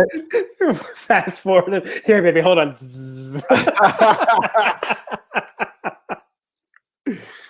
Oh my God. I'm excited for the sequel. I think the sequel is going to be awesome. I want to be excited, but I don't know if I'm going to be excited because I got to watch the first one. You got to watch the first one. It is quintessential 80s movies. Like Val Kilmer when Val Kilmer wasn't a weird blobby kind of guy. Poor Val Kilmer. It's so funny. I saw a picture when they announced the sequel for Top Gun, and they showed Tom Cruise's photo and Val Kilmer's photo, like side by side of what these two men look like now. And I want to be a Scientologist because whatever those people, Lord Xenon and whatever are doing with him, that man is a vampire. Yeah, well, he was in Interview with a Vampire, dude. He has not aged. He looks like exactly. And then they show, freaking Val Kilmer, and it's like, oh, that's a hard life. He went the way of Jack Nicholson. Kinda, yeah. He kind of did that kind of. Yeah. I've given up. I don't really care because I am who I am. Yeah.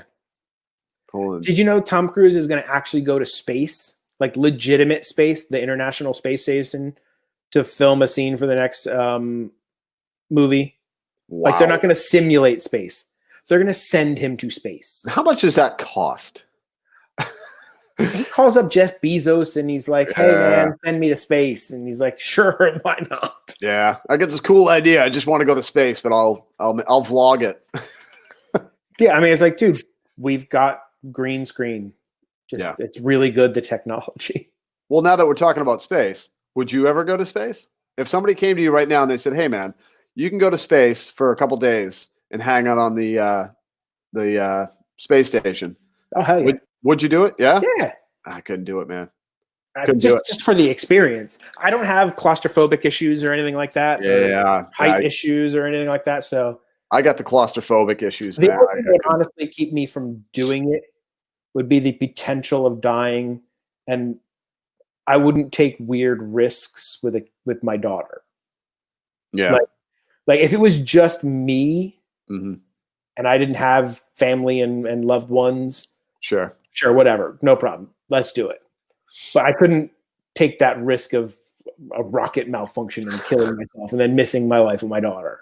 Wasn't that Apollo 13? Is that the one that blew up there that Big Bird was supposed to be on? I can barely get on a plane. Yeah, I hear you, Sammy. I hear you on that one. Yeah. No, just the rocket malfunctioning, first of all. Secondly, being stuck in space. And can you imagine not being able to get home and you're stuck out there for whatever reason? Bungee jumping. Would you do bungee jumping? Yeah. No. Absolutely not. I'm kind of like what you were saying where I have kids and I wouldn't put myself in stupid situations. Yes. I've never been a super thrill seeker. I really haven't. But if I had to choose between skydiving and bungee jumping, I'm going to skydive. And everybody asks me, they're like, what do you mean you'd skydive? If the parachute doesn't open, that's the end, right? If I bungee jump and I'm paralyzed from the neck down, talk about being claustrophobic, dude. stuck in my head. I can't move around. I can't do no, thank you. Okay. Nope. I've done bungee jumping. Have you really? Yeah. When I crazy man. When I lived in New Jersey, I lived in northern New Jersey by there was a park called Action Park. And people may have heard of it. The Johnny Knoxville actually made a satirical movie about it. Yeah.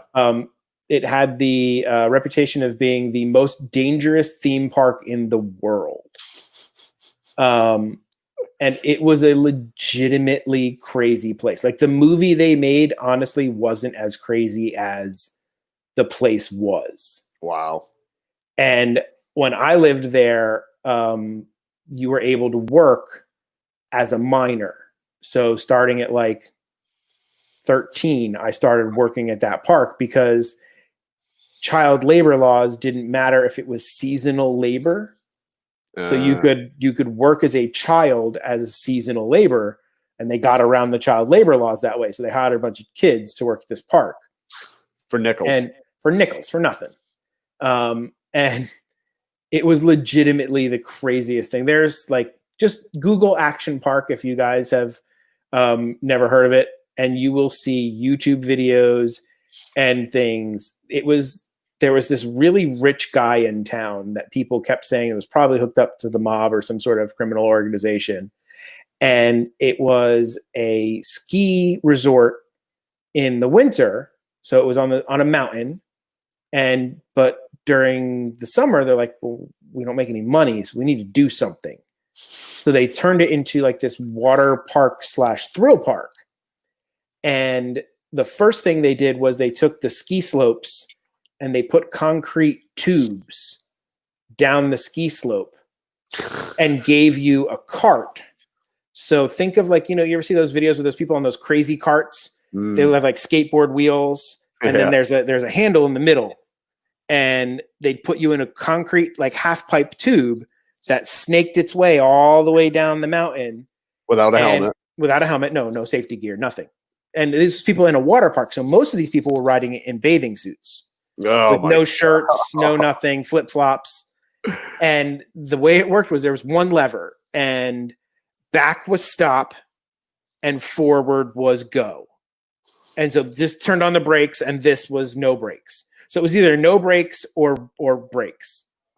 And you start at the top of a ski mountain. So these are steep. Yeah. You would get major speed in these things. And people would just eat it all day long. People would go up over the edge of the pipe and go flying out of the pipe into the rocks of the mountain. Holy cow, man. Or you would just lose your cart out from under you, hit somebody else, or the cart would go up and you'd fall off.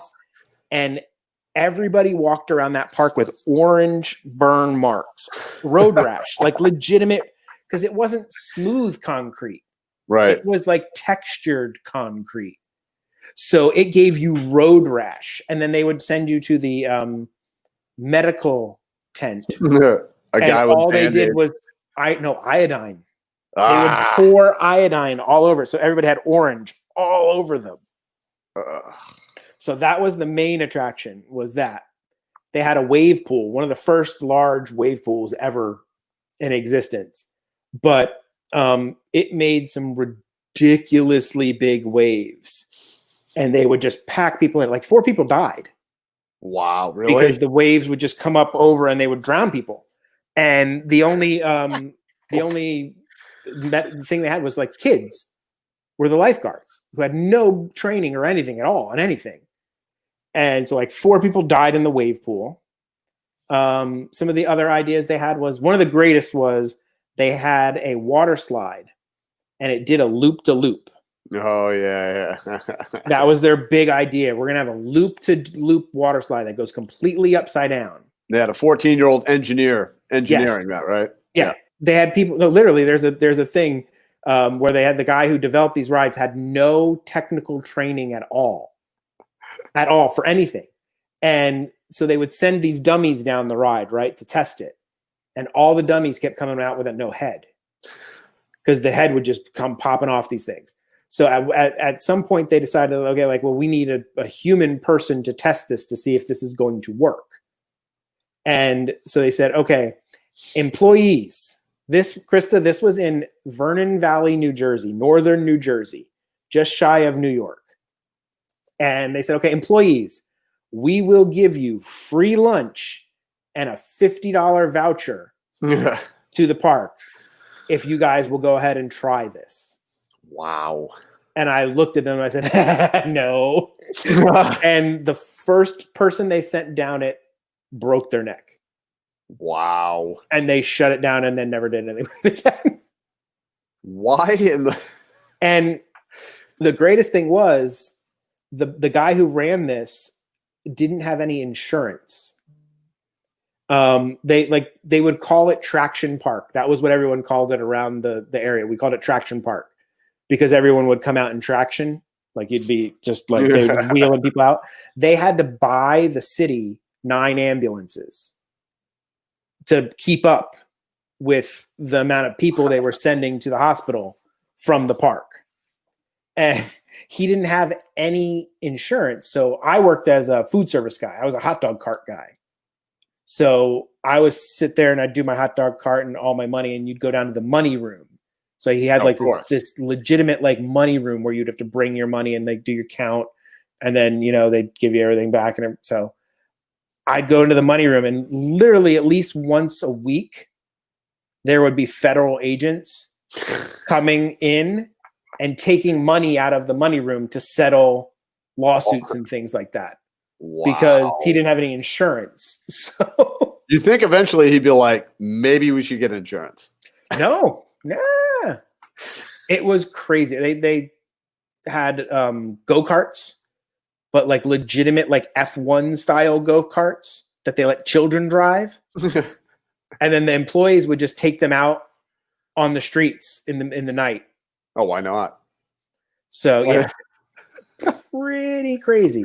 The best story I have from there, I can go on about this all time, but the best story I have from there is I was working as a short order cook, like a grill guy, and we're up by the wave pool and we're doing our little grill thing, and you hear a call come out over the radio, and it's somebody screaming frenetically. It's like, we need backup. We need backup at the motorboats. They had motorboats thing too. And like, back up the motorboats, back up the motorboats. Jackie Chan's doing karate on people. What? Like, what? And we had a lot of Asians would come from New York City to the park. And there was one guy with his kid. And I guess somebody was telling him the kid couldn't ride the boat because he wasn't big enough. And the guy started literally like karate kicking the staff. And so the security was just all these like wannabe tough guys. Yeah. And the head of security he thought he was Steven Seagal. Like he had the ponytail and everything, like greased back ponytail, like this big kind of like buff guy. And so we're like, we hear they're screaming, they're Jackie Chan's kicking people. And we're like, hey, that's kind of racist. And so, but then you see Steven Seagal just huffing it. And he's full on sprinting down there. And he tackled, like speared, like Goldberg speared this dude. And I'm like, what is going on? This is not normal. This isn't right. You don't see that at Disney. No, you would never see that at Disney. And this was a legitimate amusement park that I worked at for like 5 or 6 years of my life. Wow. So you didn't have enough after the first year? No, it was awesome. I want to see this thing go down. No, man, it's like a 13-year-old kid. This is the coolest thing I've ever seen in my life. Oh yeah, that's true. That's true. I'm thinking I just saw wannabe Steven Seagal spear some poor tiny Asian guy. Who just wanted his kid on the ride. Who just wanted his kid on the ride. You know what I love is the fact that they'll let people go down the pipe thing with no helmets, no nothing, but your son is a little too small to go on the boats. Yeah. The one kid who tried to do his job in the entire place, who actually was like taking it serious. He was like, no, I'm sorry, sir. He's not 48 inches tall. Yeah. Dummy. And I think that place is now back open. Oh my God! Why? It's called I think it's called Adventure Park or something now. But the horrible rides have been either shut down or. God, I hope so. I hope so. They had cliff diving. You could jump off a 35-foot cliff. No training, no nothing. Just go for it. There you go, jump. Have at it. Wow. Yeah, and then you get drunk people who would do belly flops off of there, and they not realizing that that's a long way down. Yeah. And they'd just be like, done, wrecked, and they're like, okay, send him to medical. Throw some iodine on it. Holy cow, dude! Did you ever do it? Did you ever cliff dive? Oh yeah, I did all the time, dude. I jumped off. Then they added in that's where I bungee jumped. Oh, okay. Probably the worst thing I could have ever done. Trusting a carny with your life, kind of thing. Like these were the people who 14-year-old kids were in charge of rigging the bungee equipment. And and then they're like, okay, hey, it's 100-foot bungee or something like that. It was pretty tall. Yeah. And they would, at the end of the shift, the guys who worked there, the fastest way to get down was to just jump into the airbag without a bungee cord. So, and I actually got to do that once. That was pretty cool. Wow. Into the airbag. So you have to jump and you have to land on your butt, right? Yeah. So there's one kid who was like his first day, and he sees everybody jumping. Nobody told him to land on his butt, so he landed on his feet, and he broke both of his legs. Just shot him right up through the knee. Yeah. Oh my God, man. But if you guys want a good time, yeah, just Google Action Park, and it is probably one of the greatest crazy experiences you would ever see. That is just insane, man. There's all kinds of here, hold on. Let me see here. This is a commercial for Action Park. There's the Alpines. Here's somebody's thing. Let me share this.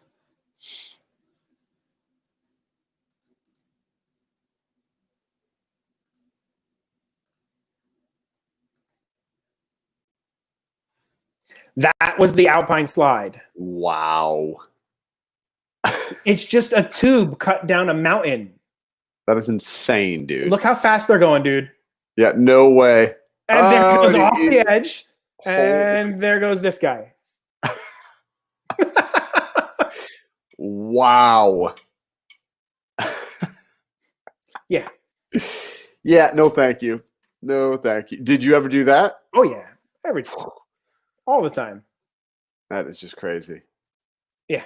So that's literally like, we're just going to stick you on a skateboard and roll you down a mountain. With a little tiny stick thing to stop you. Yeah.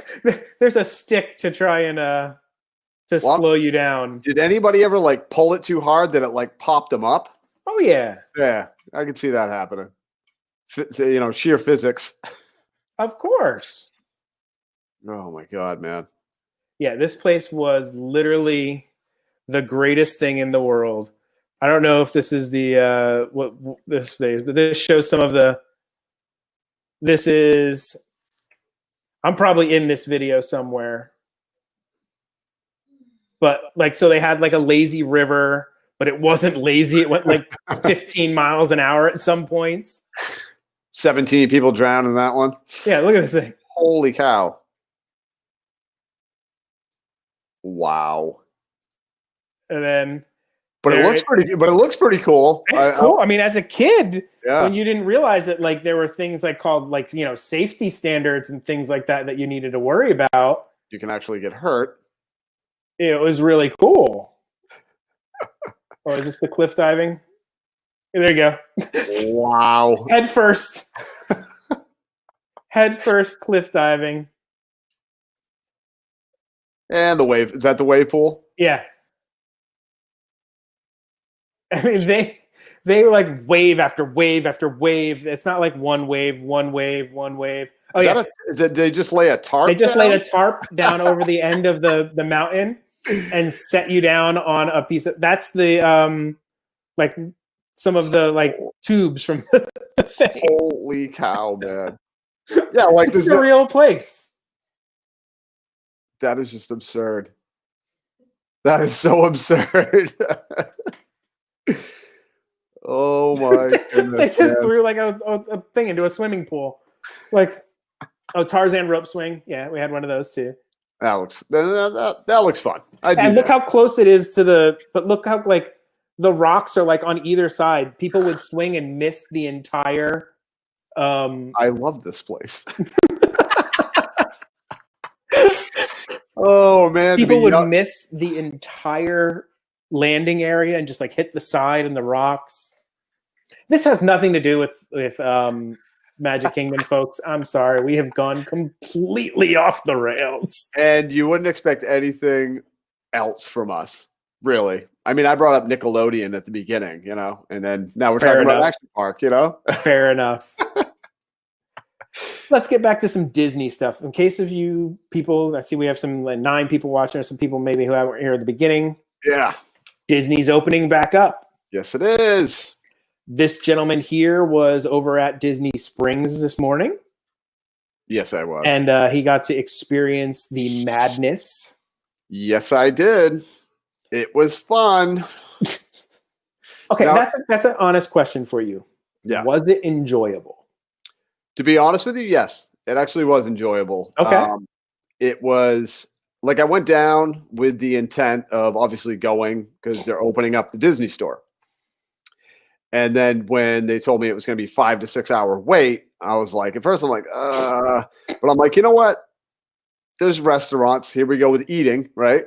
So I was like, well, let's just go get something to eat. So then we just went over to the Boathouse and I got a lobster. I love that restaurant, by the way. Oh my God, dude. Everything we got there was fantastic. I have not had one bad thing at that restaurant. Dude, we got lobster bisque, which was amazing. Absolutely amazing. Got was it something neck clams? Do you know what I'm talking about? Little neck clams? Little neck clams. Delicious. And what blew me away was we got the yellowfin tuna. It's like a sushi with mango and avocado on the bottom. Ooh. Oh my God. And it comes with these chips that have like little spice on them. Dude, that right there, that was the best thing that I got. Super, super good. Everything was awesome. Great place to eat. Yeah, can't recommend the Boathouse enough. That's a cool restaurant. Especially if you can get one of the views of the lake. Yep. And you can watch them drive the little cars around the lake. Oh, yeah. Oh, and I did want to say. Where are the cars going? No, they weren't going today. They had them all, put away. Dry dock. But we got, with our receipt, and I don't know if they do this every time, never looked.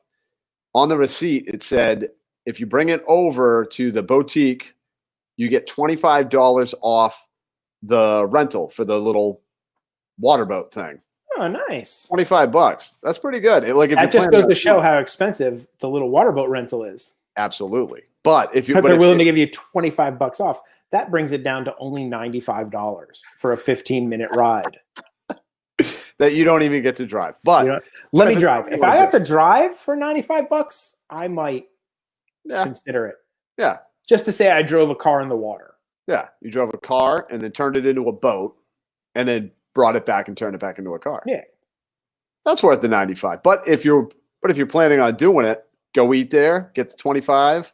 See, that's a great tip. I didn't know that. Yep, that is right. $120 for 15 minutes. So yeah, pricey, buddy. It's pricey. It is. So you would say it was enjoyable. I mean, anytime eating out at a restaurant to me is enjoyable. Yeah, no, it's enjoyable. We were getting in the queue line and then it started storming like crazy. Because it's Florida. It's been humid and all that stuff. We got a little bit wet, but it didn't matter. We just walked around, just enjoying. It was just enjoyable because it was time to get out of the house, go somewhere that felt familiar. You know what I mean? Yeah. Like Disney-esque. And then the thing that really, really made me happy today, though, was seeing stormtroopers. Yeah. The fact that I told you that before when they opened this up and they said they were going to do social distancing, I'm like, if they don't have stormtroopers enforcing the social distancing, then they've lost it. Yep. And I see the photo today of Drew on his Instagram with the stormtroopers up there enforcing the social distancing at Disney Springs. It was so awesome. That to me is somebody heard our talking. Yeah. And it was like, oh, that's a great idea. Maybe they're listening to this show. Wait, but if you pay an extra $25, you can get a Boba Fett helmet or a Boba Fest helmet. Oh, well, a Fest, obviously. Boba Fest is the best. Boba Fest, yeah. Yeah, not Fett. Fest. Yeah. Wait, so where are we getting a helmet for Boba Fett from? Where are we getting a helmet? Is she in a different conversation? I don't know. So they let you drive the car with a $25 Boba Fett helmet? Maybe you get to drive a helmet that's shaped like Boba Fett's helmet. Shaped like Boba Fett's helmet. I don't know. Is your wife drinking? I know you don't drink, but no, I don't. So I wouldn't know if she is or not. I don't know. Maybe she got into some sake or something. Yes, the Instagram pic was awesome. Stormtroopers walking around is the best thing in the world. I want to thank you, Jamie, because I was in the world of Disney, and all of a sudden you sent me that message, like, "Yeah, they did it," and I looked, and I went, "Oh my God," because I didn't even see it when we came in. I'm like, "Oh my God." I looked at Veronica saw the banners, but they weren't out because they'll come out for a little while, go back in, come out. So she saw it, didn't say anything to me because I don't think it clicked in her head. And then I'm like, I ran up to her. I'm like, look what Jamie sent me. And she goes, yeah, I saw the banners. I'm like, what do you mean you saw the banners? I'm like, where? So then she told me to go find them. Oh, dude, I booked it out of there. I was like, I gotta go there. I gotta go check this out. That's awesome. It was just super awesome. But that little touch made me feel like it felt very Disney. You know what I mean? Very cool. Had that little oh, I'm almost at Hollywood Studios kind of vibe. Yep. You know, obviously not, but okay. So Magic Kingdom and Animal Kingdom, the kingdoms are opening up on July 11th. Yes, they are. And then on July 15th, Epcot and Hollywood are going to open. They're going to open with a reservation system where you're going to have to reserve. We don't know how it's going to work. According to Jen Jess, hot mess. Yep. They're going to try to do some sort of 30% capacity reservation system, and no character meets, no parades, no fireworks. Got to wear a face mask if you're over 3. Yeah. Mandatory temperature checks. And social distancing enforced throughout the park. I don't know. I've been watching some of the Shanghai Disney stuff, and it's weird. Yeah, I haven't actually seen any of that. Is it? Yeah, it's kind of weird. Yeah, it's kind of weird. Like I don't know. It's just a little bit weird. So that's what's kind of going to happen here in Florida with the parks and phase 1 reopening. I know, and it when I found that out this morning, I got excited for a second because in my mind I was just thinking June, and then I'm like, oh my God, that's still like a month. That's like a whole month and a half away. It's like 6 weeks away. It's quite a bit away. I'm kind of hoping that in those 6 weeks we have a miraculous turn of great progress. Yeah. And they say, you know what? We could do without the face masks. I honestly, I think it's going to be that way, man. I think they're going to. They have duct tape boxes where you can stand. Yeah, that's kind of like the panhandler boxes downtown Orlando, where you're allowed to beg for money, but only in a box marked on the sidewalk. Is that what? Really? Yeah. That's a thing? That's a thing. In downtown Orlando, they have boxes marked on the sidewalks, and you're allowed to be homeless and ask for money if you're in that box. If you're out of that box, it's illegal. I've been working. Maybe I should do that and make some money. If it's that easy, man, all I need is a box. I got a whole bunch of boxes. That'll be my food and wine money. Yes. So they got that. That's going to be the new phase 1 opening with the parks. The other thing I did notice that also came out today, it's going to be limited hours. They cut the hours back. They just announced. So like on most nights, it looked like 7 o'clock closures. That's ridiculous. And 9 o'clock on other nights. I saw like nights for Magic Kingdom at 7. That's pretty early. Now I can understand there's no fireworks or shows to go on late at night, but especially in the summer, like I want to be there at night. Yeah, right. When it's cool. Yeah. I'd rather go, later and have it, sundown and cool and not in the heat of everything, especially if I have to wear a mask. Right. So that kind of, I have legitimate worries that they're going to have problems with people who are going to be suffocating from the heat and the masks. No, I really think what's going to happen, they're just trying to do what they're supposed to do right now because they're like, all right, we're going to follow the rules. Disney's going to follow the rules. But it's going to just get to a point where they're going to go, look, we tried.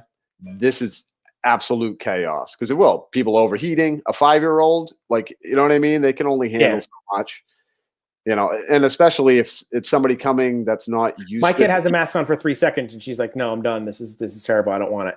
Oh, yeah. No, my kid, we went to Publix the other day. He had his mask on and he's just like, I can't breathe. And it's air conditioned in Publix. And if anybody's ever been in a Publix, it's like 12 degrees. Yeah, it's like super cold. Like we always bring our Publix, jackets or sweatshirts because it's cold. But yeah, I can't imagine in 100-degree heat. Not gonna do good things for anybody. No, it's gonna be tough. Yep. Uh-oh, he's yawning. It's been one of those weeks, man. Yes, it has. I know. We've been painting the house. That's been really a lot of fun. Yeah, painting the inside of the house. So when we bought our house, it came with the most basic builder white paint on the walls. Like they sprayed the ceiling paint flat white, ceiling paint on everything. Walls, floor, like everything was just flat white paint. And if you touched the paint, like powdered come off. Like I hate that. You couldn't get like if you killed a bug on the wall and you wanted to wipe it off, no, you wiped the wall off with it. So we've been going through in like one room a weekend painting. So it's been a little tiring. Yeah, I can imagine, man. Painting's not fun. No, but I refuse to pay the price. Oh yeah. That it would be otherwise. That's the nice thing about the apocalypse is I've got a lot of time at the house to do stuff. Yeah, I had too much time. Yes, way too much time. I see, like restaurants are starting to open back up, and we actually did get out of the house for Memorial Day weekend. We went down to the Nona Adventure Park. Oh yeah, I saw that. Now, what is that? Okay, that's here in where I live. There's a lake, and they've kind of quarantined off the lake. It's a really cool little area. They do wakeboarding with a cable system.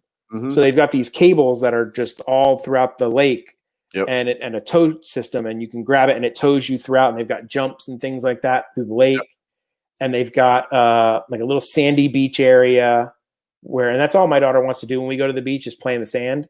Yeah, of course. So we're like, well, why are we going to go drive an hour to a beach to play in the sand when there's sand right here? So that's what we did. We just sat on the sand, got a little bit of food from the little cafe, let her play. And then they've got a, like those big inflatable, like climbing things, like where like tubes and you like an obstacle course. Oh yeah. Okay. And so they've got that set up there that you can do. So we stayed 6 feet away from everybody and sat on a little patch of sand and played for a little while just to get out. Yeah, that's nice, man. So we actually got out of the house, which was pretty neat. I know. It's been like, what, 3 years since you've been out of your house? Feels like it, man. Doesn't it? Oh, my gosh, man. But I guess I know it's nice. Like some people are getting to go back to work, which is good. So life is starting to restart, which is nice. Little by little. Little by little. Little by little. But so I know you guys have been, doing your Disney Springs and stuff like that. The kids are done with school. Today was the last day of school. Yeah. For my daughter, for Orange County at least. Yep. So she had her last final day of school today. So she is no longer a kindergartner. Oh, man. It feels like she's old. Oh, get this. Do you know what she made us order her on Amazon? Or actually, my grandmother, Nana, bought her? What's that? High heels. She wanted high heels. Her high heels are this big. Yeah. It's like a heel with it's like a shoe with a little itty bitty like lift in the back. But she needed to have a pair of high heels. Well, of course. How else are you going to start first grade, dude? Yeah. She's 5. She's 5 and she wanted high heels. And I'm like, no, Daddy can't deal with you and high. You've already started with makeup and I'm not cool with that. And now you want makeup and high heels at 5? No. But guess what she has? Grandma bought them. See, I'm lucky, man. Dude, you got boys. I got 2 boys, and literally we just bought them skateboards 2 days ago. So they've been skateboarding because I used to skate. So now I'm teaching. That's how I screwed up my knee. That's how I screwed up my ankle. Funnest time ever, though. Yeah, I was skateboarding and my toe touched my chest. And it's not supposed to do that. No, not at all. And my godfather, which is my mother's brother, is a lovely, lovely man. But he looks straight out of The Sopranos. No, geez. Picture Italian gangster, and that's what this man looks like. And he's a hard man. So he was out there with me when I did it. And he looked at me, he's like, walk it off. And I'm like, my legs up. My toe just touched my chest. That's not supposed to happen. He's like, walk it off. So I walked it off. I walked it off for a year. And my knee would pop. So I would be walking and my knee would pop and I'd lose all control of my leg below the knee. Oh, and I would have to sit on the ground and punch the side of my knee to get it to pop back in so that I could continue walking. And then one day my mom sees me sitting on the ground punching my knee. And she's like, what are you doing? Walking it off. I'm like, that's what I have to do to get my knee to work. I'm like, I hurt my knee skateboarding. So I said, walk it off. So I walked it off. She's like, what do you mean? And it was like, I'd been a year. So they took me to the doctor and the doctor's like, you have one ligament holding your entire leg together. He's like, your cartilage tore in half. So what was happening is the cartilage was folding over between the 2 bones. And that was the popping. And that was, I would have to hit it to pop it, to flip it back over. And he's like, no, your knee is completely screwed up. He's like, I don't even understand how you functioned after this happened. Never mind, went a year with it like this. I'm just walking it off, man. I'm like, Uncle Sal said, walk it off. Well, Uncle Sal looks at you, you walk it off. You walk it off, man. So that's how skateboarding, that was my last time skateboarding. Well, I'm sorry. I hope my kids don't have that. Let's hope that doesn't happen to your kids. They don't have an Uncle Sal, so perfect. They won't be told to walk it off. Perfect. That's pretty good. That's good. That I got that going for me. Yeah, absolutely. Gunga galunga. Gunga gagonga. Oh, but yeah, I hear you, Sammy Skidoo. Bikes. Everybody, like, it was bikes, and before that, it was puzzles. You couldn't find puzzles anywhere. Kiddie pools. And kiddie pools. Kiddie pools you couldn't find. We got lucky and we bought a kiddie pool for the kiddo, but finding one on Amazon was just ridiculous. You can't find them. Yeah. Everybody's doing the same thing. Yeah. Hey, you guys went back to work. That is awesome. I'm so glad. And then the pool heater broke. So I haven't been in the pool. That bummer. Sucks. That is a bummer. That sucks. That's why at least it wasn't a Baby Ruth in the pool that made you have to manually Yeah, good point. No, but see, right there, that's Does anybody but know what movie that's from? Baby Ruth in the pool? I do. Another classic 80s movie. Such a great movie. I want to see if anybody knows. Let's see if anybody gets it in the chat. Baby Ruth. Ooh, Baby Ruth.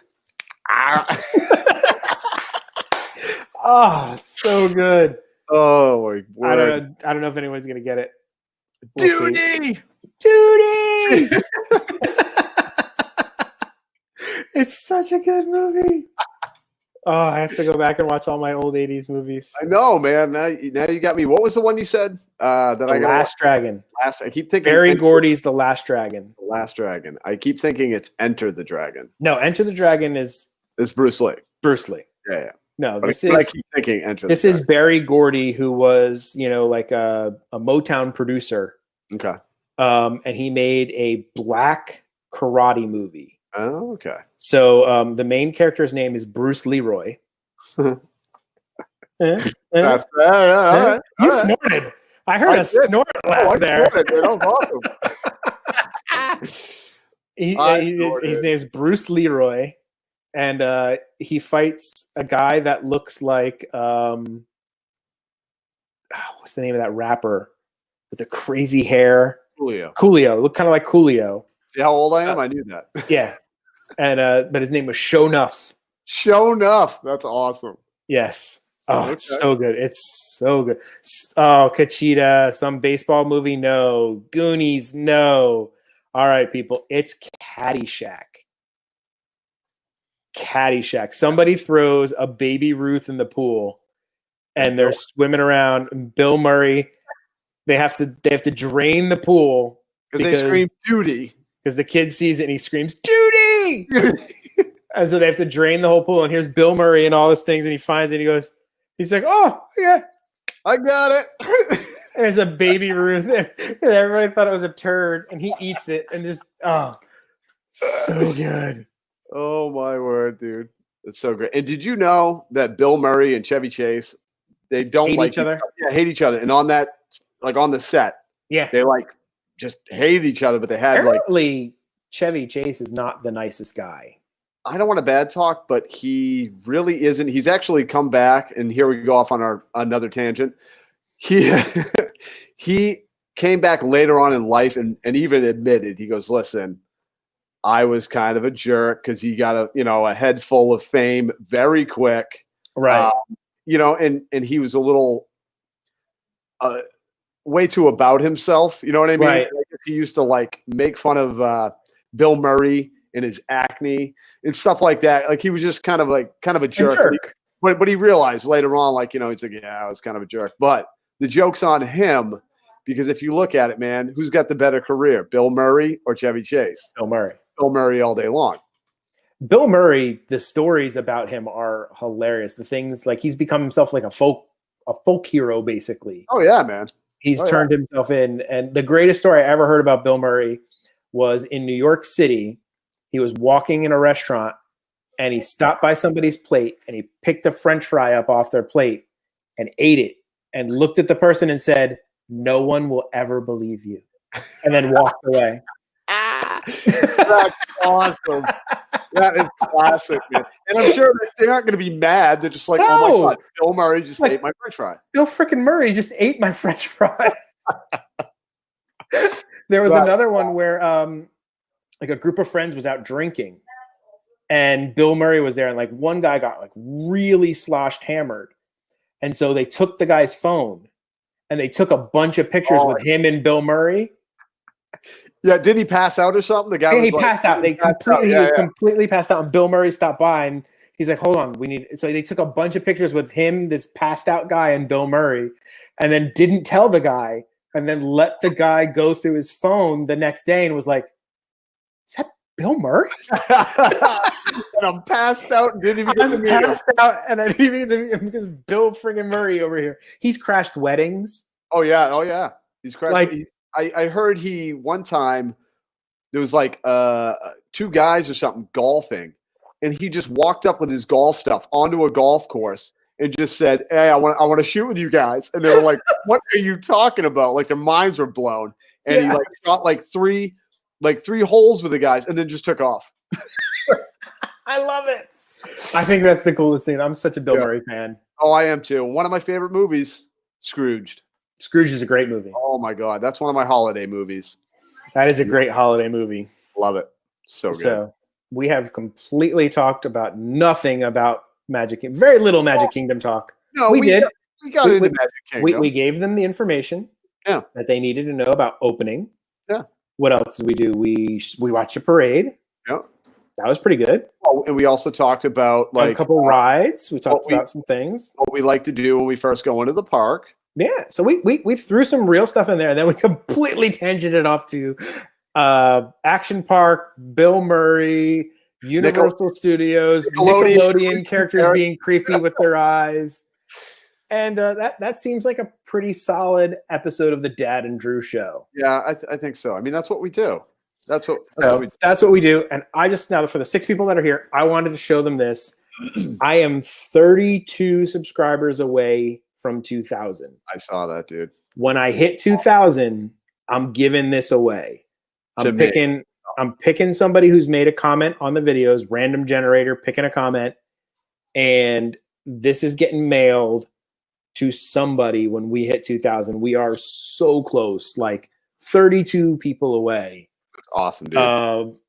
And I see you've got a subscriber giveaway you're doing, right?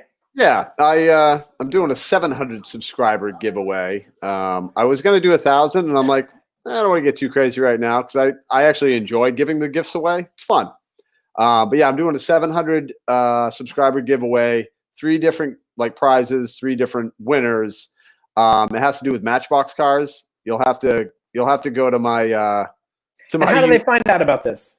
How do they find out? Go to Drew in the Moment on YouTube, and you have to be subscribed. But go to my 700 subscriber video, and I'll explain in it what you have to do. Yeah, and the few good little prizes. There's a Runaway Railway Mickey pin. If anybody's pins, yeah, they're pretty cool. Yeah, a couple other goodies. So here's that'll be awesome. Here's the 700. Here's the 700, man. We're flying through them. So I got my giveaway going on. Drew's got his giveaway going on. We got all sorts of videos. I dropped a video, I think it was yesterday, on a Korean barbecue. Nice. For Mother's Day. Drew just dropped a video today. So go check us out. We got lots of stuff going on. The links to subscribe to us are down below in the description to both channels. And check us out. Okay, what does Team Mini mean? So, Team Mini. Okay, you know what? I'm just going to explain it real quick. Do it. So Sammy Skidoo knows. She's already gone to the channel. So on my channel, what the giveaway is, I'm going to have a race with Matchbox cars. Because I spent time with my son and we were playing with Matchbox cars and we came up with this idea. I'm liking this. So I have 4 Matchbox cars that we painted Disney character colors. One's Goofy, one's Minnie, one's Mickey, and one's Donald. Okay. So in my video for the 700 subscriber giveaway, you have to pick your car that you think is going to win. Oh. Okay. So when I do hit 700, I'm going to release the video of who won the Release the Kraken. Release the Kraken of who won the race, and everyone that picked the winning car is going to be entered into the drawing. I love your enthusiasm, Sammy. I'm winning both giveaways, right? Yeah, there you go. There you go. That's it. I love it. Yeah, that's an awesome way to do it. I love that. No, it's just something different. I know it sounds kind of confusing, but it's pretty simple. I just thought I'd do something that's awesome. Fun. Do something fun. It reminds me of like I watch a lot of TV, but I watch John Oliver on HBO. Okay. And he just did a segment where he's bored out of his mind because he's stuck at his house too. And he found a YouTube channel of these things called marble races. Oh my God, dude. I could watch those for hours, I swear to God. And there's a league. Yeah. A marble racing league. So and they have like names for the different teams and icons and logos. And it's crazy the millions of views that these marble races have, where people one dude just sets up a track and goes, and then all these marbles go through, and then there's like a beach race. Like he's got it set up. This guy's crazy. No, dude, I've watched those things, but I swear, dude, it's so I don't remember how I did it. Like he does legitimate like Sports Center play-by-plays on it. This guy. Oh, does he really? Oh yeah, no, like literally, he's like, and it's coming up around the outside. Oh no, he's rejected at the corner. Oh no, like, he's like got legitimate things, and it's crazy. And I guess they were looking for a sponsor.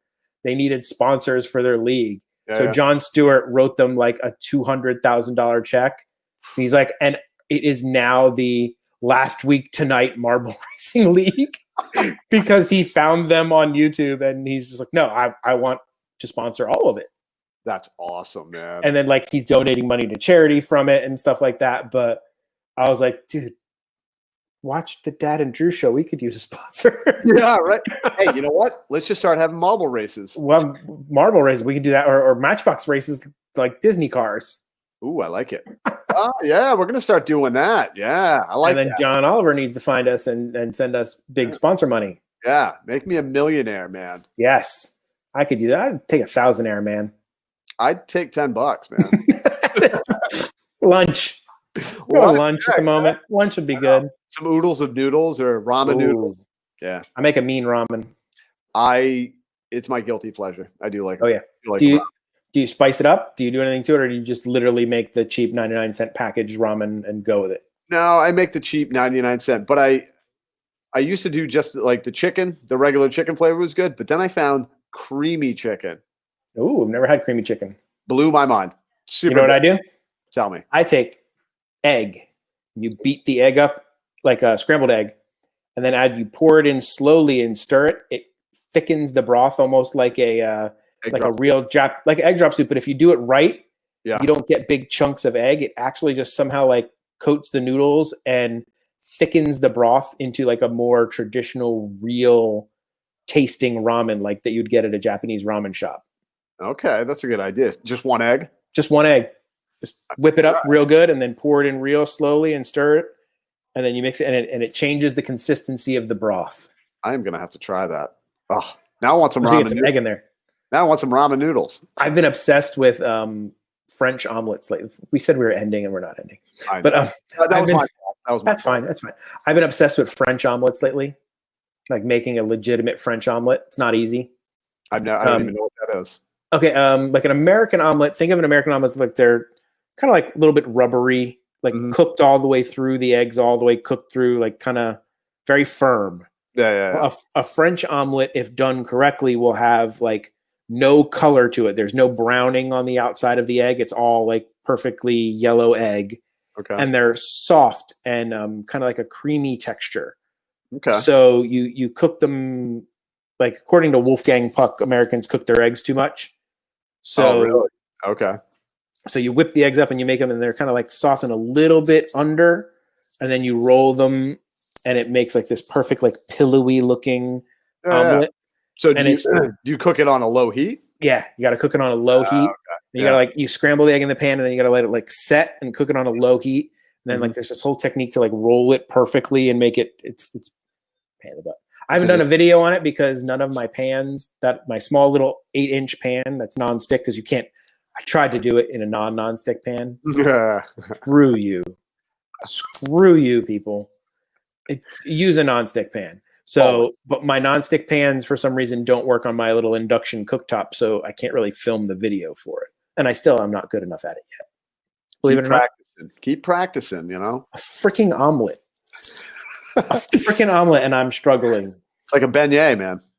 It is. Like, I guess that's one of the things, like, I guess like a real chef, like if you walk into like a real chef, they'll be like, cook me an egg. Yeah. And that's like the test that they'll test on whether you're a good cook or not. Okay. I didn't know how that. you can cook an egg.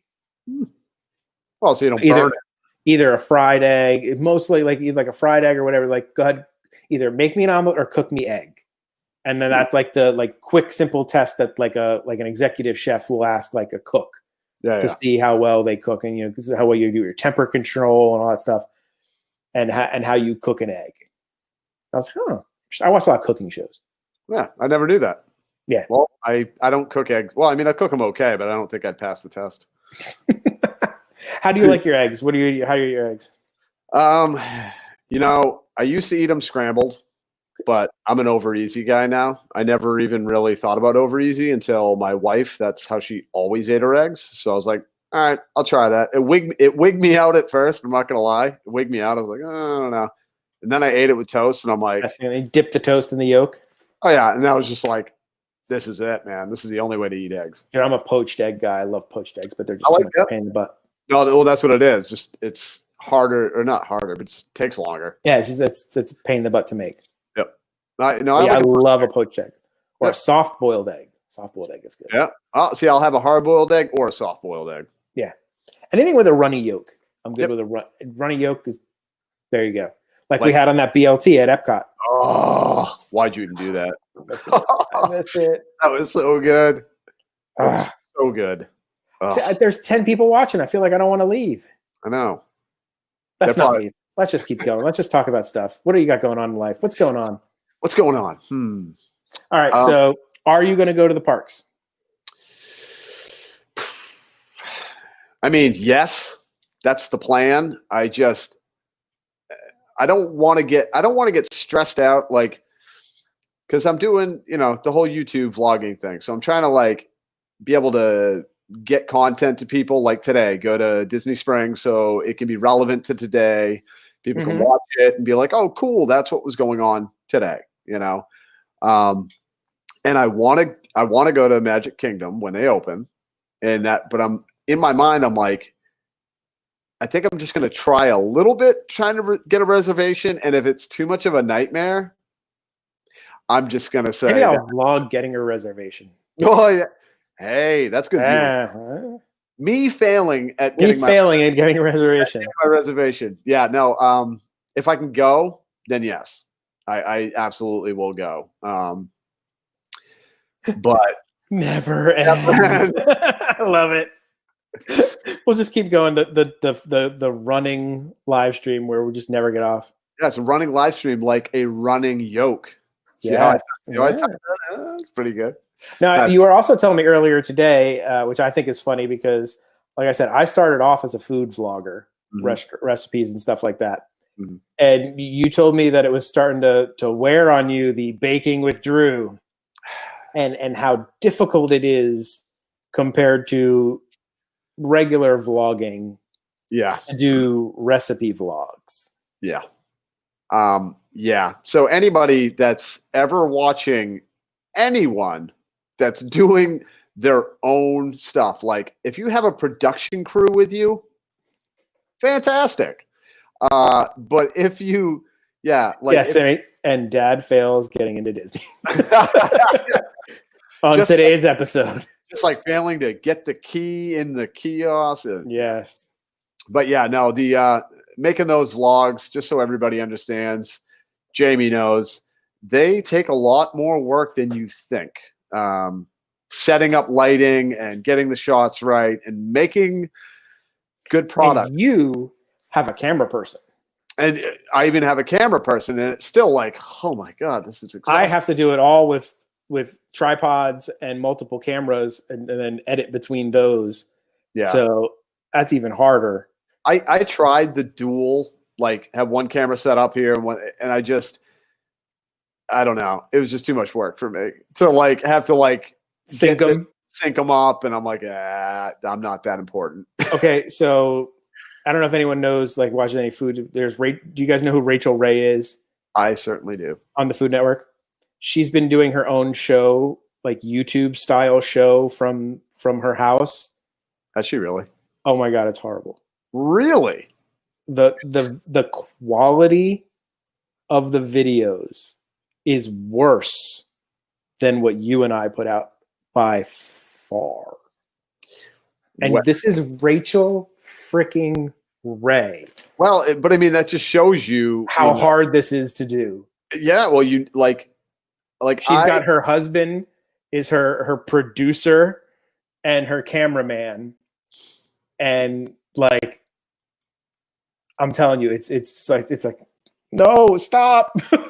Please, it hurts. Well, and that just shows you not everybody is like has a creative knack. And what I mean, you know what I mean? Like they don't have that vision of like technically inclined to do because when most of the YouTubers it's us. Yeah. It's us and maybe some support family. Yeah. So you're the director, you're the producer, you're the writer, you're the editor, you're the lighting guy. You are everything. And you're the worst critic. Yes. I know I am. Like she's great in front of the camera when there's a crew to set her up and everything, but like literally I was like, these are horrible. Well, but that's what I mean. She doesn't have a vision. You know what I mean? She's good at what she does, but these are bad. But so yeah, you've gotten to learn how difficult it is being a food vlogger. Oh yeah. And then when I first started into like, because it'll take me a solid day of just sitting at the computer editing one recipe video. And when I first did like a Disney video, I was like, this is so much nicer. It's so much easier. It's literally like, okay, I did this thing, cut. I did that thing, cut. I did this thing, cut. Yep. Instead of like, there's this step, and then you got to film that step, and then you got to do this, and then there's explanation, and then there's this, and then you got to throw up a graphic that shows how much this is, and then you got to throw up a thing. And it's like, I'm at Disney. I told Kristen, I'm like, oh my God. Well, like doing the food stuff, it's a lot of stop and go. And that's really what it is. Like you said, like you're saying, like it's like, all right, get everything and then take the shot and show that step and then stop. Yep. You know what I mean? And make sure everything's good. And then you got to move on to the next one where it's like, yeah, with Disney, it's like, oh, a parade. And cut. And cut. And scene. And scene. And we're good. But, I made the Jack Num Num cookies. You made them without me. But I understand. No, I did the recipe that they put out on the Disney food blog or the Disney blog. Yeah. Just to see. And? Really? No. Really? No, yeah. So, okay, little baking thing. Okay, they want you to make brown butter. Mm-hmm. So you take 2 whole sticks of butter and you turn it into brown butter. And then you're supposed to put that in the mixer with brown sugar and white sugar and cream it. But it's liquid butter. It didn't cream. Like, you know, when you cream butter, you take cold butter and they're like, and then cream it till it's light and fluffy. I'm like, well, nowhere in this explanation of how to make the cookie did you tell me to cool the browned liquefied butter back to a solid. Right. I'm like, it never creamed. It just made like a grainy, wet mixture. They still tasted good. Yeah, but I'm like, I think there's a step missing somewhere in your recipe. Yeah. Or it could be too much butter as well. I don't know. But like, well, because, you know, they said cool slightly. To me, that meant like make sure it's not boiling hot. Steaming hot, right. Yeah, not like cool it back to a solid form. Wow. Which is what I think you would have to do if you wanted to cream butter and sugar together. You can't take liquefied melted butter with sugar and get it to cream. It's not going to happen. No. Yeah, I'd probably just leave it like until it's like room temperature where it's like set. Yeah, you know set and more solidified. Yeah. Right. And then just dump it in. I can understand the reason for the brown butter. You're trying to get that nutty flavor. It does change the flavor of the butter. Oh, so I was like, okay, there's the first problem. And then it told you to bake them between 9 and like 14 minutes or something. 9 and 72 minutes. And so when they first came out, when I checked them at the 9, they were like dough still. And I'm like, okay, well, that can't be right. It said to bake them till they're brown on the outside and still a little soft. I'm like, okay, well, that's so I went like 25 minutes because I'm like, these things are not even setting up. They just look like dough. And then when you ate them hot, they were pretty good. They still had a little bit of a chew to them. But once they cooled, they were like hard as a rock. Yep. Hard as a rock. The second half of the dough I cooked at like 12 minutes. And they were nice and soft, but they didn't have that Jack's num crunchy exterior. Mm-hmm. So I'm like, okay, this is a good cookie recipe, but it's not the num cookie. It's just not. Well, I feel like they're hiding a step from you. They're hiding everything from me. Bob screwed us. Bob just made up a cookie recipe and left steps out. Yeah. Because I was like, I just wanted to try them. I'm like, the kiddo wanted chocolate chip cookies. I'm like, oh, we'll try these just to see if they're close. Yeah. And so no, they just want. I told you they make these. They beignete it. Oh, they beignete it. Bob makes these little recipes basically so people try it. Yes. Screw it up and go. I'll just get it at Disney. It's what it is. They're just like, I'm not going to try again. It was sort of like that, but whatever. It was fun to do it. If it was the exact thing, I think they'd be like, well, screw it. I'm not going to Disney for $12 to get Jack's cookie. I can buy it, make it myself here every time. Yeah, just bake them and bring them into the parks and sell them. Yeah. You know? Yeah. So for any of you people who were thinking of trying that recipe, it's a good cookie. Yeah. It's not num cookie. No. But you still you haven't tasted the gluten-free cookie I make. I know. I need to try that. Seriously, it's so good. Bob lies through his teeth. Doesn't he though, Sammy? He does. Liar. He's such I haven't tried. I want to try the Tonga toast one. That one's supposed to be pretty legit, people say. I saw that. Now, have you actually had? I've never had it at Polynesian, so I have nothing to reference against. I didn't either because I've never had it. I never even heard of it, to be honest with you. No, neither did I. But it just looked good. Yeah, it's like a banana in the toast or something. I don't know. It was weird. Oh, look cool though. It looks really tasty. It's like a turducken of French toast. French toast. It's turducken. The stuff a banana inside a strawberry, inside a piece of bread, inside of a little tiny egg. blueberry or something. Yeah, a runny egg. A runny egg. Oh, that's gross, Jamie. Yeah. That wouldn't taste good at all. Yeah. Oh, is everybody okay over there? I heard some crashing. Oh no. I don't know. Maybe. He doesn't even know. House is burning down around him. He has no clue what's going on. I'm going down with the ship, man. I ain't leaving this live stream. There's too many people on the line. Nice. Oh, yeah. I got a free item. What? Yeah, second one I've got. I have the air fryer lid that I got, the Mealthy crisp lid that I got for the Instant Pot, which turns your Instant Pot into an air fryer. The nice people at Mealthy sent me one of those to try out, and there's a video on that where I did a review. Nice. It's awesome.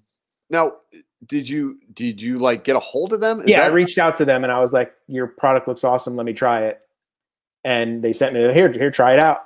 And so the latest one is a digital, a wireless digital meat thermometer. It's like a little probe. It looks like a missile basically, and you stick it into things, and then it syncs to your phone. No way. And you can grill with it. You can bake with it. It's actually able to be withheld. You could stick it in a deep fryer. It's deep fryerable. Get out of here. And you could stick this probe inside a piece of chicken and stick it in the deep fryer, and then it'll tell you exactly when it hits 165, so it's done. Dude, get out of here. For real? Yeah. That's awesome. Yeah, it's called the Meater. Okay. MEATR or something like that.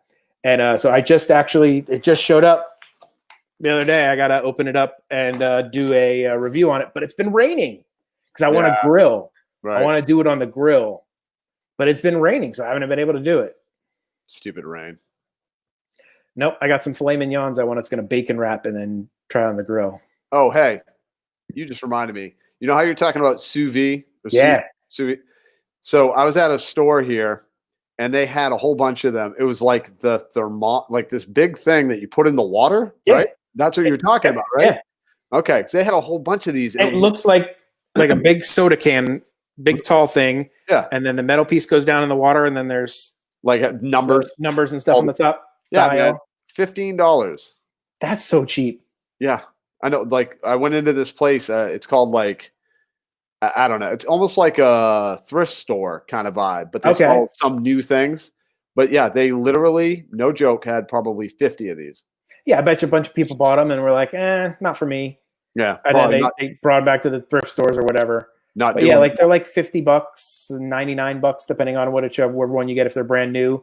Okay. But like, you can sync them to your phone. Some of them work with your phones via apps and stuff like that. Okay. Mine just has a little dial on it. Yeah, that's all that one had. But because you had talked about that, and I was like, I got to try that. I'm telling you, man, life changing. Yeah, easy cooking, right? Easy cooking. You cannot screw it up. Yep. Almost. I made sous vide today. I used chicken. Put chicken legs in there, and I sous vide them, and then I coated them in some breadcrumbs and threw them in the air fryer and crisped them up. Oh, that's awesome.